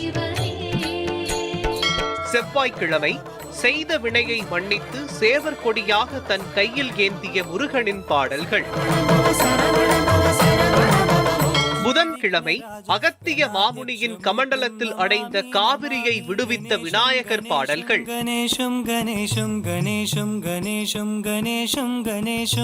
வியாழக்கிழமை ஹரிஹர புத்திரன் ஐயப்பனின் அருள் பெறும் பாடல்கள். வெள்ளிக்கிழமை ஆதிசக்தி அம்மனின் அருள் பெறும் தெய்வீக பாடல்கள். சனிக்கிழமை சயன கோலத்தில் பார்க்கடலில் பள்ளி கொண்டிருக்கும் பெருமானின் பாடல்கள். தினமும் காலை 5:30 மணிக்கு காண தவறாதீர்கள். குப்பத்தொட்டு வச்சு அங்க பாருங்க, அதை எடுங்க. இது தருவாங்களா தர மாட்டாங்களான்னு ஒன்றும் தெரியல. உள்ள பாத்ரூம் போனா ஃபுல்லு சகதி தான். இது ஒரு 2 கிலோமீட்டர் சுத்திட்டு தான் போற மாதிரி வழியே இருக்கு. நாங்க கஷ்டப்பட்டு தான் இருக்கிறோம் காலத்துக்கும். இதெல்லாம் இங்கே தான் நாங்கள் வேலை செய்யறதுலாம் இங்கே தான். நிலத்து நீரை ஃபுல்லா கலக்கும். கலந்துனா ஜிடிஎஸ் லெவல் வந்து 5000-6000 போயிடும். எங்களுக்கு அந்த வெஸ்ட் ரூம் கட்டி கொடுத்தீங்கன்னா ரொம்ப கஷ்டமா இருக்குது. அடிச்சு பார்த்தா தண்ணியா வரல. எனக்கும் கையில் லைட்டாக கீறி தான் இருந்தது. எனக்கு தொழு போய் நாங்கள் தண்ணி தூக்கணும். வெள்ளம் வந்துட்டே இருக்கு. நாளைக்கு வரமாட்டாங்க எதுனா ஒண்ணுன்னா.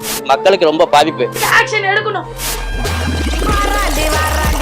கட்டு அம்புக்கு போராண்டி சிங்கக்குட்டு கேட்காத கேள்வி ஒண்ணு கேட்க போராண்டி.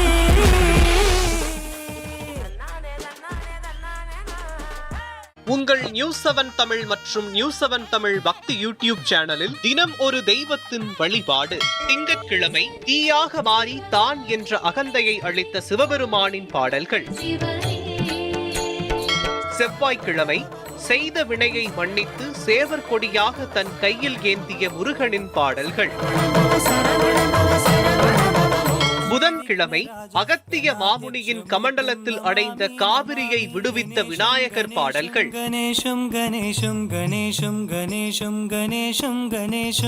வியாழக்கிழமை ஹரிஹர புத்திரன் ஐயப்பனின் அருள் பெறும் பாடல்கள். வெள்ளிக்கிழமை ஆதிசக்தி அம்மனின் அருள் பெறும் தெய்வீக பாடல்கள். சனிக்கிழமை சயன கோலத்தில் பார்க்கடலில் பள்ளி கொண்டிருக்கும் பெருமானின் பாடல்கள். தினமும் காலை 5:30 மணிக்கு காண தவறாதீர்கள். குப்பத்தொட்டு வச்சு அங்க பாருங்க, அதை எடுங்க. இது தருவாங்களா தர மாட்டாங்களான்னு ஒன்றும் தெரியல. உள்ள பாத்ரூம் போனா ஃபுல்லு சகதி தான். இது ஒரு 2 கிலோமீட்டர் சுத்திட்டு தான் போற மாதிரி வழியே இருக்கு. நாங்க கஷ்டப்பட்டு தான் இருக்கிறோம் காலத்துக்கும். இதெல்லாம் இங்கே தான் நாங்கள் வேலை செய்யறதுலாம் இங்கே தான். நிலத்து நீரை ஃபுல்லா கலக்கும். கலந்துனா ஜிடிஎஸ் லெவல் வந்து 5000-6000 போயிடும். எங்களுக்கு அந்த வெஸ்ட் ரூம் கட்டி கொடுத்தீங்கன்னா ரொம்ப கஷ்டமா இருக்குது. அடிச்சு பார்த்தா தண்ணியா வரல. எனக்கும் கையில் லைட்டாக கீறி தான் இருந்தது. எனக்கு தொழு போய் நாங்கள் தண்ணி தூக்கணும். வெள்ளம் வந்துட்டே இருக்கு. நாளைக்கு வரமாட்டாங்க எதுனா ஒண்ணுன்னா. மக்களுக்கு ரொம்ப பாதிப்பு. ஆக்ஷன் எடுக்கணும்.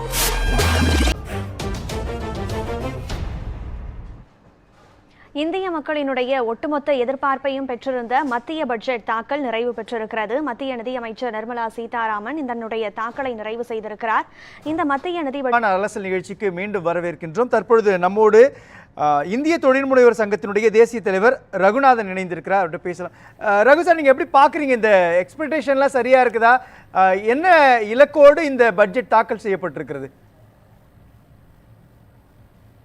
என்னை பொறுத்த வரைக்கும் இந்த பட்ஜெட் வெறும் ஒரு சில லாங் டேர்ம் அறிவிப்புகள், மறுபடியும் செக்டர் சார்ந்த கார்ப்பரேட் நிறுவனங்களை ஈர்க்கக்கூடிய அறிவிப்புகளாகத்தான் பார்க்கிறேன். MSME பொறுத்தவரை, அதாவது சிறு குறு தொழில்களை பொறுத்தவரை நாங்க என்ன எதிர்பார்த்தோமோ இமீடியட் ரிலீஃப் எதிர்பார்த்தது எதுவும் இந்த பட்ஜெட்ல இல்லை. மறுபடியும் சொல்றேன் தம்பி, எதுவும் இல்லை. 3 அறிவிப்புகளை பற்றி பேசியிருந்தார்கள் சிறு குறு தொழில்களுக்காக. அதுல ஒண்ணு 10,000 கோடி ரூபாய் ஈக்விட்டியில இன்வெஸ்ட் பண்றதை பத்தி. இதைத்தான் போன ஆண்டு ஃபண்ட் ஆஃப் ஃபண்ட்ஸ் என்று சொல்லி இருந்தார்கள். இரண்டாவது 2,000 கோடி புதுப்பிக்கிறதுக்கு அல்லது டெவலப்மெண்ட்டுக்கு, இனோவேஷனுக்கு கொடுத்திருக்காங்க. ஒரு கிட்டத்தட்ட 2 லட்சம் கோடி வருவாய் ஈட்டக்கூடிய சிறு குறு தொழில்களுக்கு, ஜிடிபியில் 30% பங்களிக்கக்கூடிய சிறு குறு தொழில்களுக்கு 2,000 கோடி என்பது உண்மையிலேயே ஒரு இன்சல்ட். அந்த 2,000 கோடியில் என்ன சாதித்து விட முடியும்? 3 விதமான பிரச்சனைகளை பற்றி கேட்டிருந்தோம். ஒண்ணு மட்டும் தெரியுது, பட்ஜெட்ல MSME பத்தி பேசுறாங்களே தவிர உண்மையில MSME கிட்ட கருத்துக்களை கேட்கலன்றது தெரியுது. அப்படி கேட்டிருந்தாங்கன்னா இன்றைய பிரச்சனை என்ன அப்படின்றது ஒரு சிறிய குழந்தைக்கு கூட தெரியக்கூடிய அளவுல இருக்கு. US டாரிஃப் 6 மாதம் ஆகுது, நிவாரணம் எதுவும் கொடுக்கல. பொருட்கள் தேங்கி இருக்கிறத பாக்குறோம். ரொட்டேஷனல் ஃபண்ட்ஸ் இல்லாம இருக்கிறத பாக்குறோம். கழுத்துல கத்தி வைத்து பேங்கும் சப்ளையரும் கிரெடிட்டர்ஸும் இருக்கிறத பாக்குறோம். வரவேண்டிய பணம் வராதத பாக்குறோம். மூலப்பொருட்களின் விலை கட்டுக்கடங்காமல் போறத பாக்குறோம். லாபமற்ற ஒரு சூழ்நிலையில தொழில் நிறுவனங்கள் இயங்குவதை பாக்குறோம். இப்ப நம்ம என்ன பேசிக்கிட்டு இருக்கிறோம்? இவங்க எல்லாம் புது டெக்னாலஜி மாறணும், இனோவேஷன் பண்ணணும், R&Dல ஈடுபடணும், இந்த ஏரியா வளரப்போகுது, வளர்ச்சி அடைய போகுதுன்னு பேசுறோமே தவிர இன்றைக்கு ஒரு வயிற்று பசியோடு இருக்கிற யானைக்கு சோளப்பொரி கொடுக்கிற மாதிரியான பட்ஜெட் இது. வருத்தம் அளிக்கக்கூடிய பட்ஜெட்ன்றது ஒரு சிறிய வார்த்தை. கடந்த 9 வருடங்களாக அன்புமிகு நிதியமைச்சர் கொடுத்த பட்ஜெட் எத்தனையோ பேருடைய நலன்களை மீட்டெடுத்திருக்கு. அதல பாதாளத்துல கோவிட் போது விழுந்த ஒரு ஜிடிபியை எடுத்து நிறுத்திய பெருமை நமது நிதியமைச்சர் கிட்ட இருக்கு. கார்ப்பரேட் நிறுவனங்களுக்கு PLI ஸ்கீம்ல இருந்து, இன்டர்ன்ஷிப் ஸ்கீம்ல இருந்து எவ்வளவோ ஸ்கீம்ஸ் கொண்டு வந்து அவர்களிடமிருந்து நம்மை இன்வெஸ்ட்மெண்ட் அதிகமா கொண்டு வந்த நிதி அமைச்சர் இவர். போன ஆண்டு நடுத்தர மக்களுடைய வருமான வரி விதிப்பை மேலே உயர்த்தி அவர்கள் கையில் பணம் இருக்கக்கூடிய அளவிற்கு ஏற்பாடுகளை செய்த நிதி அமைச்சர் இவர். GST 2.0 மூலியமாக பல பொருட்களின் வரியை குறைத்து தீபாவளி நேரத்திலே வணிகத்தை பெருக்கியவர் இவர். இவர் ஏன் சிறு குறு தொழில்களுடைய இன்றைய காலகட்டத்து நடவடிக்கைகளை எடுக்கவில்லை, சொல்லவில்லை, தொடவில்லை? 10,000 கோடிக்கு மேல ஒதுக்கி இருக்கிறாங்களா சார்? அடிப்படை கட்டமைப்பை மேம்படுத்துதல், அதே மாதிரி கொரோனாவால் வீழ்ச்சியடைந்த சிறு குறு தொழிலை மேம்படுத்துறதுக்காக 10,000 கோடிக்கு மேல ஒதுக்கி இருக்கிறோன்றாங்களே. தம்பி உங்களுக்கு அதை பற்றிய புரிதல் இன்னும் கொஞ்சம் வேணும். அந்த 10,000 கோடி தான் போன பட்ஜெட்ல ஃபண்ட் ஆஃப் ஃபண்ட்ஸ்னு கொடுத்தது. அந்த ஃபண்ட் ஆஃப் ஃபண்ட்ஸ் கொடுத்தது டேக் ஆஃபே ஆகல. இப்ப அதே ஃபண்டுக்கு வேற பேர். போன ஆண்டு MSME துறைக்காக 22,500 கோடி ஒதுக்கப்பட்டது. இந்த நேரத்தில் நம்ம பேசும் பொழுது கிட்டத்தட்ட 10 மாதங்கள் முடிந்த ஒரு காலகட்டத்திலே வெறும் 7,400 கோடி தான் உபயோகப்படுத்தி இருக்கிறார்கள். அப்போ 15,000 கோடி இன்னும் தொடவே இல்லை. அப்போ இந்த 10,000 கோடி அடுத்த 5 ஆண்டுகளுக்கு அப்படின்றது ஒரு தொகையே இல்லை. ஒரு 6,500 கோடி சிறு குறு தொழில்கள் நடக்கக்கூடிய இந்தியாவிலே ஒரு 10,000 கோடியோ ஒரு 2,000 கோடியோ அறிவிப்பு கொடுப்பது கை கெட்டியது வாய் கெட்டவில்லை என்ற நிலை. இது கழுத்துல வைத்திருக்கிற கத்தியில இருப்பவனுக்கு எந்த வகையிலும் உதவாது. இவர்கள் கொடுத்திருப்பது டெட் பைனான்சிங் கிடையாது, அது ஈக்விட்டி பைனான்சிங். ஈக்விட்டி ஃபைனான்சிங்னா நீங்க பிரைவேட் லிமிடெட் கம்பெனியா தான் மினிமம் இருக்கணும். அந்த கம்பெனிக்கு டைரக்டர்ஸ் இருக்கணும், போர்ட் ஆஃப் டைரக்டர்ஸ் இருக்கணும், ப்ரொஃபஷனல் மேனேஜ்மெண்ட் இருக்கும். பொதுவாக அது வந்து நடுத்தர தொழில்களாக இருக்குமே தவிர குறுந்தொழிலாகவோ அல்லது சிறு தொழிலாகவோ இருப்பதற்கு வாய்ப்புகள் கம்மி. அப்ப என்னதான் இலக்கு வைத்து இந்த பட்ஜெட் தாக்கல் செய்யப்பட்டிருக்கு சார்? என்ன இலக்கோடு தான் இது தாக்கல் செய்திருக்கிறார்? அதுதானே நாங்க கேட்டுட்டு இருக்கிறோம். என்ன இலக்கு உங்களுக்குன்னு? இது இன்னொரு பட்ஜெட் அப்படின்ற மாதிரி கொடுத்திருக்கீங்களா அல்லது எந்த இலக்கு? விக்ஷித் பாரத பத்தி சொல்றோமே, வெளிநாட்டிலிருந்து இந்தியாவுக்கு வந்து டேட்டா சென்டர் ஓபன் பண்றவங்களுக்கு 21 வருஷத்துக்கு வரி கொடுக்கறீங்களே, வரி நிவாரணம் கொடுக்கறீங்களே. 2047 வரை இந்த பட்ஜெட்ல அனௌன்ஸ்மெண்ட் இருக்கு டேட்டா சென்டருக்கு. அப்போ அவ்வளவு வருடங்களுக்கு நீங்க ஒரு சலுகையை ஒருத்தங்களுக்கு வெளிநாட்டில இருந்து வர்றவங்களுக்கு கொடுக்குறீங்களே, உள்நாட்டிலேயே எங்களை போன்ற தொழில் முனைவோர்களுக்கு என்ன கொடுத்திருக்கீங்க இந்த பட்ஜெட்ல? இதுதான் ஆதங்கம், இது வருத்தம் இல்ல. பேசலாம் மாசிலாமணி சார், நீங்க எப்படி பாக்குறீங்க? இலக்கே இல்லாமல் ஒரு பட்ஜெட் தாக்கல் பண்ணிருக்காங்க அப்படின்றாரு. இல்லை, அவர் சொல்ல பார்ட்லி ட்ரூ தான். இப்போ நமக்கு சின்ன சின்ன ஸ்கீம்ஸ் நிறைய கொடுத்துருக்காங்க. அதாவது பார்த்தா நம்ம சொன்ன மாதிரி உமனுக்கு ஒரு கேர்ள்ஸ் ஹாஸ்டல் வந்து ஒவ்வொரு மாவட்டத்தில் திறந்துருக்காங்க. அப்புறம் ரேர் ஹெல்த்து, அப்புறம் இந்த டெக்ஸ்டைல் பார்க்கு, இதெல்லாம் நிறைய சின்ன சின்ன எல்லாம் சின்ன லெவல் தான் அது. பட் சென்ட்ரல் கவர்மெண்ட் வந்து பெரிய இது அனௌன்ஸ் பண்ணாங்க. உதாரணத்துக்கு பார்த்தீங்கன்னாக்கா லிங்கிங் ஆஃப் லிவர்ஸ் நிதிநிதி இணைப்பு பண்ணியிருக்கணும். கிட்டத்தட்ட இவ்வளோ வருஷமாக பண்ணிகிட்டு இருக்காங்க, அது செய்யவே இல்லை. அதுனா ஒரு 5 லட்சம் கோடி 8 லட்சம் கோடி ஆகும் ஒரு இது நினைக்கிறது. அது இணைச்சாக்கா என்ன ஆகும்னாக்கா உங்களுக்கு வேலைவாய்ப்பு உருவாகும், விவசாயம் வரும், குடிநீர் பிரச்சனை தீரும், ப்ளஸ் பவர் ஜெனரேஷன் வரும் நமக்கு. இப்போ எதுவுமே அது கை வைக்கல அவங்க. அது கவனம் செலுத்திருக்கணும். அடுத்து கல்வியில் கவனம் செலுத்திருக்கணும். ப்ளஸ் இவங்க பார்த்தீங்கன்னா 20% டேக்ஸ் நம்ம கட்டுறோம், வட்டி கட்டுறோம் நம்ம. அது குறையவே இல்லை நமக்கு. அஃப்கோர்ஸ் அவங்க ஃபிசிக்கல் டெஃபிசிட் இதெல்லாம் கண்ட்ரோல் பண்ணியிருக்காங்க, அதெல்லாம் ஃபுல் மார்க்ஸ், அதில் நமக்கு குறையில்லை. பட் அது கண்ட்ரோல் பண்ணாலே பெரிய பட்ஜெட் சொல்ல முடியாது நம்ம. எனக்கு டெஃபிசிட் வச்சு கொண்டுடலாம், அதுவும் பிழைகளும் குற்றம் இல்லை வச்சுக்கோங்களே. ஆனால் இவங்க என்ன பண்ணிருக்கணும்னாக்கா பெரிய ஸ்கீம்ஸ்குள்ளே கொண்டு இருக்கணும். நீங்கள் அப்போ தான் வந்து எம்ப்ளாய்மெண்ட் ஜெனரேஷன் கூட வரும் உங்களுக்கு. இப்போ ஐரோப்பா இந்தியாவினுடைய அந்த பொருளாதார ஒப்பந்த நடவடிக்கைக்கு பிறகு அதை ஊக்குவிக்கிற மாதிரி சில சலுகைகள் வந்து கொண்டு வருவாங்கன்னு எதிர்பார்க்கப்பட்டு அதெல்லாம் பூர்த்தி செய்யலையா இந்த பட்ஜெட்? இல்லை, இது வந்து அமெரிக்காவுக்கு ஒரு ஆஃப்செட் பண்ணுறதுக்காக ஒரு இது போட்டிருக்காங்க. எனக்கு நமக்கு வந்து கிட்டத்தட்ட பார்த்தாக்கா அவங்க ஒரு டெவலப் கண்ட்ரி எல்லாமே யூரோப்பில் பார்த்தீங்கன்னா மேஜராக வந்து ஒரு 60% கண்ட்ரி வந்து நம்மளோட வெல் டெவலப்டு G7 G20 இருக்காங்க. அதனால் நம்மளை பொறுத்த வரைக்கும் அது அட்வான்டேஜ் தான் வச்சுக்கோங்க. பட் பட்ஜெட் வந்து அதுக்கு சம்மந்தம் இல்லை. நமக்கு வந்து இங்கே என்ன த்ரெஸ் கொடுத்துருக்கோம்னாக்கா, ஒன்று எம்ப்ளாய்மெண்ட் கொடுத்துருக்கணும். அதுக்கு வந்து நம்ம கிட்டத்தட்ட 40% அக்ரிகல்ச்சர் நம்ம இருக்கோம். அக்ரிகல்ச்சர் வெறும் விவசாயம் மட்டும் கிடையாது, அதை ஒட்டி பவுல்ட்ரி இருக்குது, அப்புறம் டைரி இருக்குது, இதெல்லாம் இருக்குது, ஃபிஷரிஸ் எல்லாமே இருக்குது. அது ஒட்டி இருக்குது. கிட்டத்தட்ட 50% மக்கள் நம்ம அதில் இருக்காங்க, அதில் அந்த துறை சார்ந்திருக்காங்க. அப்போ நம்ம வந்து அதுக்கு த்ரெஸ்ட் கொடுத்துருக்கணும். மோர் த்ரெஸ்ட் வந்து அங்கே தான் கொடுத்துருக்கணும் நமக்கு. அப்போ என்ன ஆகும்னாக்கா அதுக்கு வெளில கொஞ்சம் எடுத்துலாம் ஜனங்களை வெளியில் அதுலேருந்து அந்த எம்ப்ளாய்மெண்ட் 40 இப்போ 50 இருக்குது, ஒரு அடுத்த வருஷம் ஒரு 3% வெளில எடுக்கணும் அதுலேருந்து. இல்லைனா என்ன ஆகிடும்னாக்கா அவங்க ஜிடிபி கான்ட்ரிபியூஷன் பார்த்தா 70% இருக்குது. நம்ம ஓவரால் ஜிடிபி கான்ட்ரிபியூஷன் பார்த்தீங்கன்னாக்கா 50% மக்கள் அங்கே இருக்காங்க. ஆனால் நம்ம நேஷன் கான்ட்ரிபியூஷன் பார்த்தீங்கன்னாக்கா ஒரு 18% இருக்குது அதிகபட்சம் நமக்கு. அப்போ நமக்கு வந்து ஓவர்லோடாக தெரியுது அது. அப்போ அதை குறைக்கணும். அப்புறம் அக்ரிகல்ச்சருக்கு வந்து அவங்க இம்பார்ட்டன்ஸ் கொடுத்துருந்தாங்க வச்சுக்கோங்களேன், உறவு இருக்கும். அப்புறம் சார் சொன்ன மாதிரி MSE அதுக்கும் கொடுத்துருக்கணும் அவங்க. ஏன்னா இப்போ 10,000 கோடி ஐ திங்க் 5 வருஷத்துக்கு கொடுத்தா நினைக்கிறது, ஒரு வருஷத்துக்கு இல்லை, அது 5 ஆண்டுகளுக்கு போல மாதிரி ஞாபகம் இருக்காது.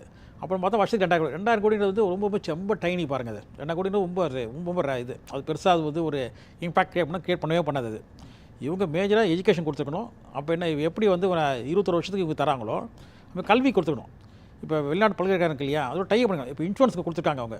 லாஸ்ட் இயர் வந்து என்ன சொல்லியிருக்காங்கன்னா 100% இன்சூரன்ஸ் எப்படியே கொண்டு வரலான்னு சொல்லியிருக்காங்க. அது வந்து பெரிய நமக்கு வந்து எப்படிலாம் பெரிய பணம் வர போகிறது இல்லை, இதெல்லாம் பெரிய தாக்கத்தை உண்டு பண்ண போகிறது இல்லை. அது லோக்கல் நிறைய பிளேயர்ஸ் இருக்காங்க, அவங்கள்ட்டே கொடுத்துக்கலாம். அது ஆனால் வேலை செஞ்சு இப்போ சிறு குறு தொழில்னு ஒரு செக்டார் மட்டும் ஃபோக்கஸ் பண்ணுறதுனால வர பிரச்சனையா, இல்லை இது வந்து எல்லா செக்டார்களுக்குமான வளர்ச்சியாக தான் பார்க்குறாங்க? ஒரு பக்கம் மீனவர்கள், இன்னொரு பக்கம் விவசாயிகள், தொழிலாளர்கள், ஜவுளி உற்பத்தியை மேம்படுத்துறதுக்கு, இன்னொன்று இங்கே இருக்கக்கூடிய முந்திரி உள்ளிட்ட பொருட்களை வந்து மதிப்பு கூட்டி வெளிநாடுகளுக்கு சந்தைப்படுத்துறதுக்கான வியூகம் எல்லாமே அமைக்கப்பட்டிருக்குது இல்லையா? 10,000 கோடி 5 வருஷம் 2,000 கோடி தானே வரப்போகுது.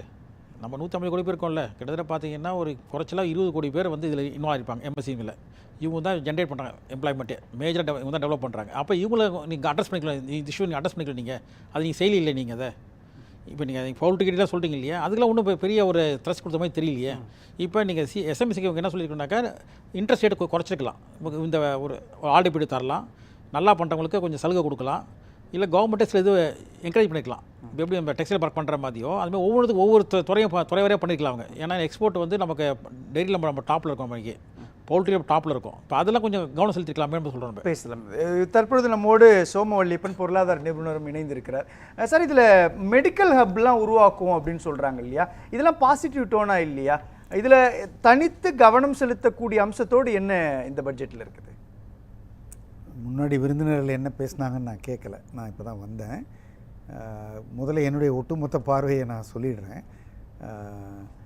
ஒரு பட்ஜெட் அப்படின்னு சொல்கிற போது கிட்டத்தட்ட ஒரு மிகப்பெரிய தேசம், இதனுடைய அளவும் ரொம்ப பெருசு, ஒரு 350 லட்சம் கோடி அந்த அளவுக்கு செய்கிற போது ஆண்டுக்கு ஒரு முறை பட்ஜெட்டு வருகிறது. அந்த பட்ஜெட்டில் வந்து சில ஆண்டுகளில் சிலவற்றுக்கு அதிக முக்கியத்துவம், ஒரு ஃபோக்கஸ் ஏரியா இருக்கும். அது மாதிரி இப்போ கடந்த 1-2 ஆண்டுகளாக தனிநபர்களுடைய வருமான வரியில் ஃபோக்கஸ் பண்ணி கிட்டத்தட்ட அதை கொண்டு வந்து ஒரு இடத்துல நிறுத்தியிருக்காங்க. இப்போ 12 லட்சம் வரைக்குங்கிறத.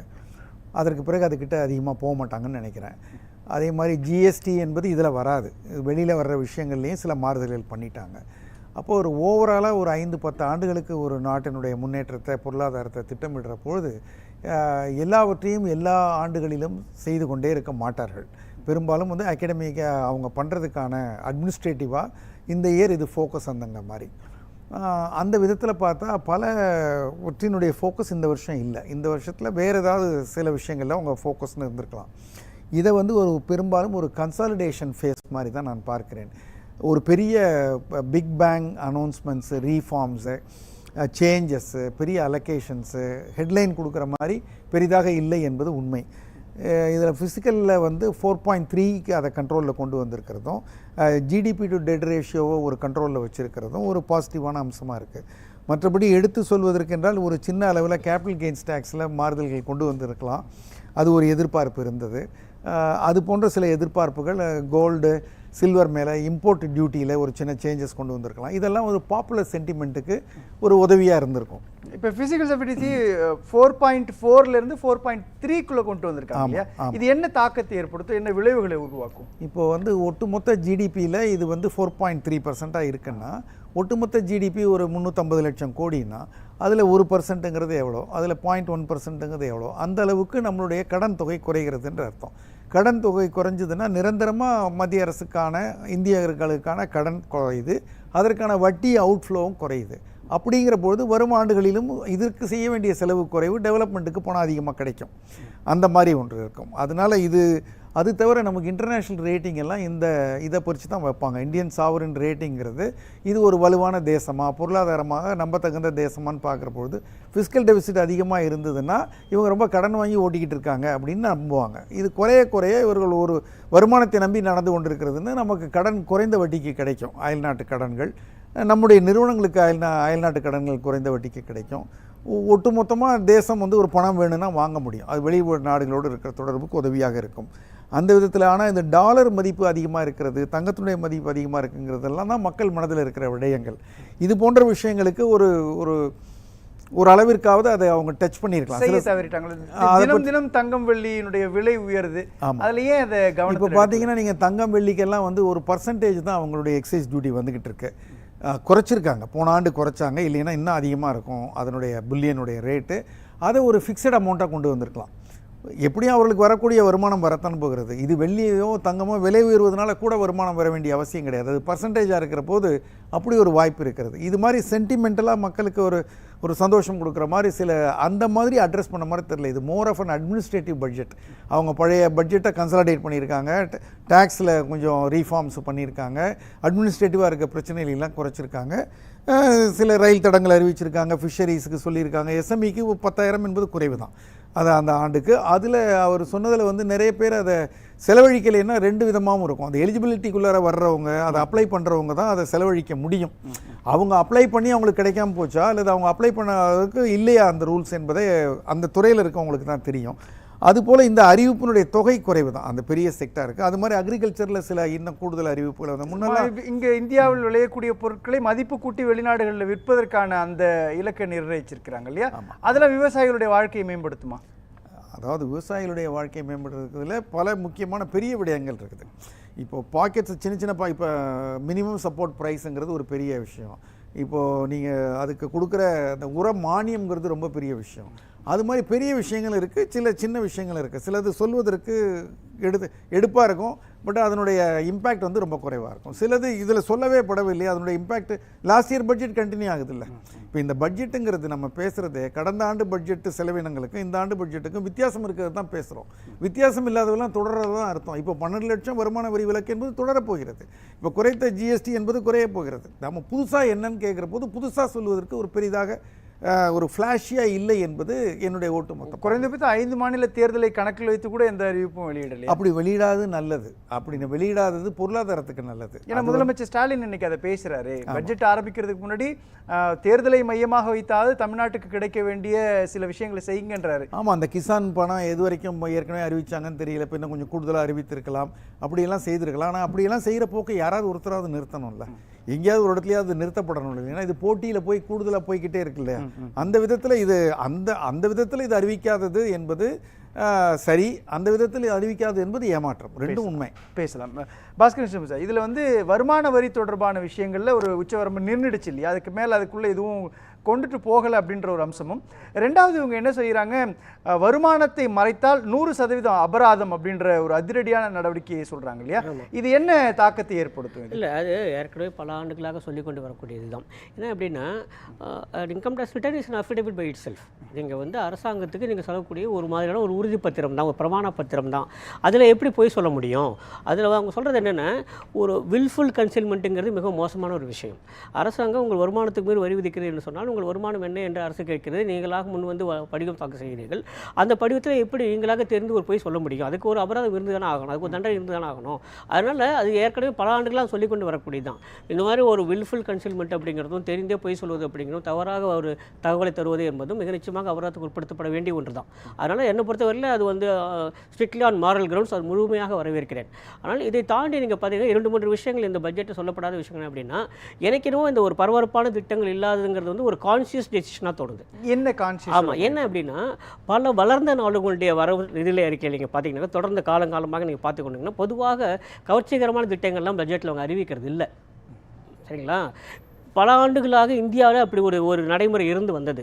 அந்த நடைமுறையை மாற்ற வேண்டும் என்று பார்க்குறேன். என்ன ஒரு குறிப்பிட்ட ஒரு சொல்ல அவங்க பயன்படுத்துகிறாங்க, ஒரு சீர்திருத்த பொருளாதாரம் அப்படின்னு சொல்லிட்டு ஒரு விஷயத்தை தொடர்ந்து வலியுறுத்தி வருகிறார்கள். சீர்திருத்த பொருளாதாரம் என்று வருகிற போது அங்கே கவர்ச்சிகரமான திட்டங்களுக்கு இடமில்லை. அதனால் நாங்கள் சீர்திருத்த பொருளாதாரத்தில் அதிக கவனம் செலுத்துகிறோம், அதிக அக்கறை செலுத்துகிறோம், அது எங்களுக்கு நாட்டம் இருக்கிறது அப்படிங்கிறத எப்படி சொல்ல முடியும் அப்படின்னா இப்படி தான் சொல்ல முடியும். சரிங்களா? அது ஒன்று. அப்புறம் இரண்டாவது, இப்போது கூட நான் சொல்கிறேன், இந்த ஒதுக்கீடு என்பது ஒரு வரைவு அறிக்கை தான் இப்போ சொல்லப்படுகிறது. இந்த ஒதுக்கீட்டுக்குள்ளே என்னெல்லாம் திட்டங்கள் இருக்கிறது என்பது முழுமையாக இன்னும் வெளியிடவில்லை. ஒரு உதாரணத்துக்கு ஒரே ஒன்று சொல்கிறேனே, பொருளாதார ஆய்வறிக்கை என்ன சொல்லிச்சு அப்படின்னா, கல்வி என்று வருகிற போது இப்போதும் கூட பல கிராமங்களில் இருந்து உயர்நிலை கல்வி என்று சொன்னால் அவங்க நகரங்களுக்கு செல்ல வேண்டியிருக்கிறது. 8ஆம் வகுப்புக்கு மேலே வேண்டும் என்று சொன்னால் அவர்கள் உயர்கல்விக்காக வேறு இடத்துக்கு போக வேண்டியிருக்கிறது. கல்லூரி கல்விக்கு இன்னும் அதிக தூரம் செல்ல வேண்டியிருக்கிறது. இன்னமும் கூட கிராமங்களுக்கு வந்து சேரவில்லை அப்படின்னு ஒன்று பொருளாதார அறிவிக்கையில் நேரடியாக குறிப்பிடப்பட்டிருக்கிறது. அப்போ இந்த பட்ஜெட்டில் அது ஒருத்தி ஏதோ ஒரு அறிவிக்கை வரும் பார்த்தோம், அதில் ஒன்றும் வரவில்லை. ஆனால் அதற்கான திட்டம் இருக்கிறது என்றால் எனக்கு தோன்றுகிறது. குறைந்தபட்சம் ஒவ்வொரு மாவட்டத்திலேயும் ஒரு ஏறளவுக்கு 50 to 100 பள்ளிகள் வரையிலே நெய்பர்ஹுட் ஸ்கூல்ஸ், ஹை ஸ்கூல்ஸ் கொண்டு வர திட்டங்கள் இருக்கும் என்று எனக்கு தோன்றுகிறது. சரிங்களா? ஏன்னா அதிகாரப்பூர்வமாக அறிவிக்க தயாராக இல்லை. ஆனால் அது இந்த பட்ஜெட்டில் அறிவிக்கப்படவில்லை. நிதிநிலை அறிக்கை பொறுத்தவரை நாங்கள் ஒதுக்கீடுகளை தருகிறோம், அதற்கு மேலான திட்டங்களை பிறகு அறிவிக்கலாம் அப்படிங்கிறதா இருக்குது. பொதுவாக வளர்ந்த நாடுகளில் அப்படி தான் நடைமுறை, அப்படி தான் கவர்ச்சிகரமான திட்டங்கள் நிதிநிலை அறிக்கையில் எப்போதுமே தருவதில்லை. அரசாங்கம் எந்த வழி செல்கிறது என்பதை மட்டுமே நிதிநிலை அறிக்கை குறிக்கும். நிதி ஒதுக்கீடுகள் தமிழ்நாட்டில் இருக்கக்கூடியவங்களுக்கு ஒரு பாதிப்பை ஏற்படுத்தும் இல்லையா? அது ஏன்னா கடந்த பட்ஜெட்டில் பீகாருக்கு அதிகமான நிதி ஒதுக்கப்பட்டது, ஆந்திராவுக்கு அதிகமான நிதி ஒதுக்கப்பட்டது. இந்த பட்ஜெட்டில் தமிழ்நாட்டில் தேர்தல் நடக்க போது அதனுடைய அடிப்படையிலாவது ஒதுக்கலாமா அப்படின்ற பார்வை தமிழகத்தில் இருக்கு. இல்லை, அது ஒரு ஆரோக்கியமான செயலை தான் நான் பார்க்குறேன். என்னென்னா, தேர்தலை மனது வைத்துக்கொண்டு நிதிநிலை அறிக்கை தயாரிப்பது என்பதை நான் ஏற்றுக்கொள்வதில்லை. அது எந்த மாநிலமாக இருந்தாலும் சரி, அது ஒரு ஆரோக்கியமான ஒரு போக்கு அல்ல. அந்த ஒரு ஆரோக்கியமான போக்கு இல்லை என்பதே அநேகமாக இந்த முறை மத்திய அரசு உணர்த்தி இருக்கிறது. ஆனால் தமிழகத்துக்கு எதுவுமே இல்லையா அப்படின்னா அப்படிலாம் இருக்கவே முடியாது. நிதி ஒதுக்கீடு தான் செய்யப்பட்டிருக்கிறது, திட்டங்கள் அறிவிக்கப்படவில்லை. பொதுவாக திட்டங்களை அறிவிப்பதே நானே கூட வரவேற்பதில்லை.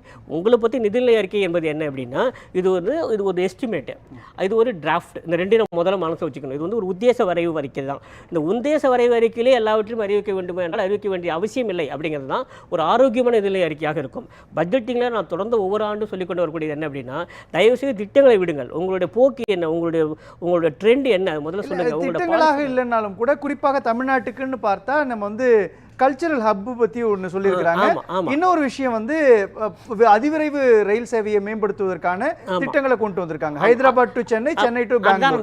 இது ரெண்டுமே முதலீடுகளுக்கான ஒரு அம்சத்தையோ அல்லது தமிழ்நாட்டினுடைய பொருளாதார கட்டமைப்பை மேம்படுத்துவதற்கான திட்டமா இல்லைன்ற ஒரு பார்வை உருவாகும். இல்ல, திட்டமா இல்லை என்று நம்ம அறுதிட்டு சொல்ல முடியாது. ஏன்னா வரப்போறது ஏற்கனவே நம்ம அதை பற்றி பேசியிருக்கோம். எக்ஸ்பிரஸ் காரிடார் பற்றி நான் தொடக்கத்திலே சொன்னேன். இந்த எக்ஸ்பிரஸ் காரிடார்ங்கிறது இட்ஸ் வெரி குட் இனிஷியேட்டிவ், ஒரு நல்ல தாட்டு தான் அது. அது எந்த அளவுக்கு பயன் தரும் போக போக தான் தெரியும். அதுவும் சென்னை பெங்களூரை விட சென்னை ஹைதராபாத்ங்கிற எக்ஸ்பிரஸ் காரிடார் மிக அதிக அளவில் பயன் தரக்கூடியதாக இருக்கும் அப்படின்னு நான் பார்க்குறேன், மிக நிச்சயமாக.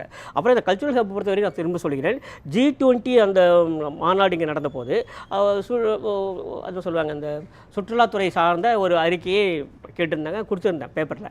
அப்போ நம்ம என்ன சொல்லியிருந்தோம் அப்படின்னா, சுற்றுலாத்துறை இன்னும் மேம்படுத்த வேண்டியது இருக்கிறது. குறிப்பாக நீங்கள் முதல்ல ஐடென்டிஃபை பண்ணுங்கள் சுற்றுலா தலங்களை முதல்ல நீங்கள் ஐடென்டிஃபை பண்ணுங்கள், அப்புறம் நீங்கள் சுற்றுலா மேம்படுத்துவதற்காக செய்யலாம் அப்படின்னு சொல்லிட்டு என்னுடைய அந்த பேப்பரில் கொடுத்துருந்தேன். அதை ஒட்டி தான் வந்திருக்கு, நான் சொல்ல மாட்டேன். ஆனால் இது மாதிரியான கோரிக்கை பல சமயங்களே வந்தது. இந்த கல்ச்சுரல் ஹப் அப்படிங்கன்னா என்னென்ன, it's an attempt to identify the tourist spots first. அதை இப்போ செய்திருக்கிறார்கள். இதன் பிறகு இந்த கல்ச்சுரல் ஹப்பை எப்படி மேம்படுத்த போகிறார்கள், எப்படி கொண்டு வர போகிறோம் அப்படின்னு தெரியும். இன்ஃபேக்ட் ரொம்ப ஆச்சரியமான விஷயம் என்னென்ன, இது ஒரு கோயின்சிடென்டல் விஷயம் தான். 4-5 நாட்களுக்கு முன்பாக போன வாரத்தில் திரு சசி தரூர் எம்பி அவர்கள் சுற்றுலாத்துறை சார்ந்த ஒரு மிக நல்ல ஒரு கட்டுரை இருந்தார்கள். ஒரு லீடிங் இங்கிலீஷ் டெய்லியில் வந்திருந்தது. அதில் இதே தான் அவர்களும் குறிப்பிட்டிருக்காங்க. சுற்றுலாத்துறை நம்ம எந்த அளவுக்கு மேம்படுத்த முடியும், அங்கே எந்த வாய்ப்புகள் இருக்கின்றன அப்படின்னு சொல்லிட்டு அதை நோக்கி ஒரு முன்னெடுப்பாக தான் இதை நான் பார்க்குறேன். அதனால் நேரடியாக சொல்லப்படவில்லை என்றாலும் கூட இந்த கல்ச்சுரல் ஹப்புங்கிற அந்த அறிவிப்பு என்ன அப்படின்னா சுற்றுலாவை மேம்படுத்துவதற்கான ஒரு முக்கியமான ஒரு முன்னெடுப்பாக தான் நான் பார்க்கலாம். இது தமிழ்நாட்டுக்கு இந்த 2026-27 நிதியாண்டிற்கான பட்ஜெட் தமிழ்நாட்டினுடைய பொருளாதாரத்திற்கும் தமிழ்நாட்டினுடைய வாழ்வாதார மேம்பாட்டிற்குமான நடவடிக்கைகளில் எந்த அளவுக்கு பங்களிப்பு செய்ய போகிறது என்பதை விரிவாக பார்க்கலாம் இடைவேளைக்கு பிறகு.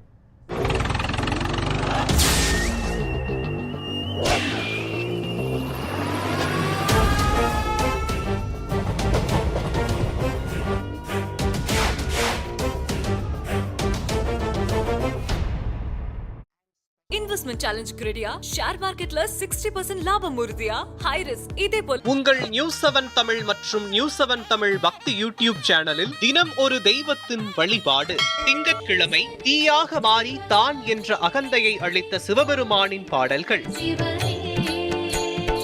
செவ்வாய்க்கிழமை செய்த வினையை மன்னித்து சேவர் கொடியாக தன் கையில் ஏந்திய முருகனின் பாடல்கள். புதன்கிழமை அகத்திய மாமுனியின் கமண்டலத்தில் அடைந்த காவிரியை விடுவித்த விநாயகர் பாடல்கள்.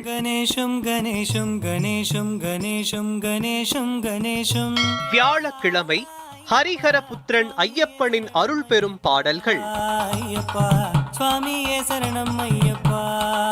வெள்ளிக்கிழமை ஆதிசக்தி அம்மனின் அருள் பெறும் தெய்வீக பாடல்கள்.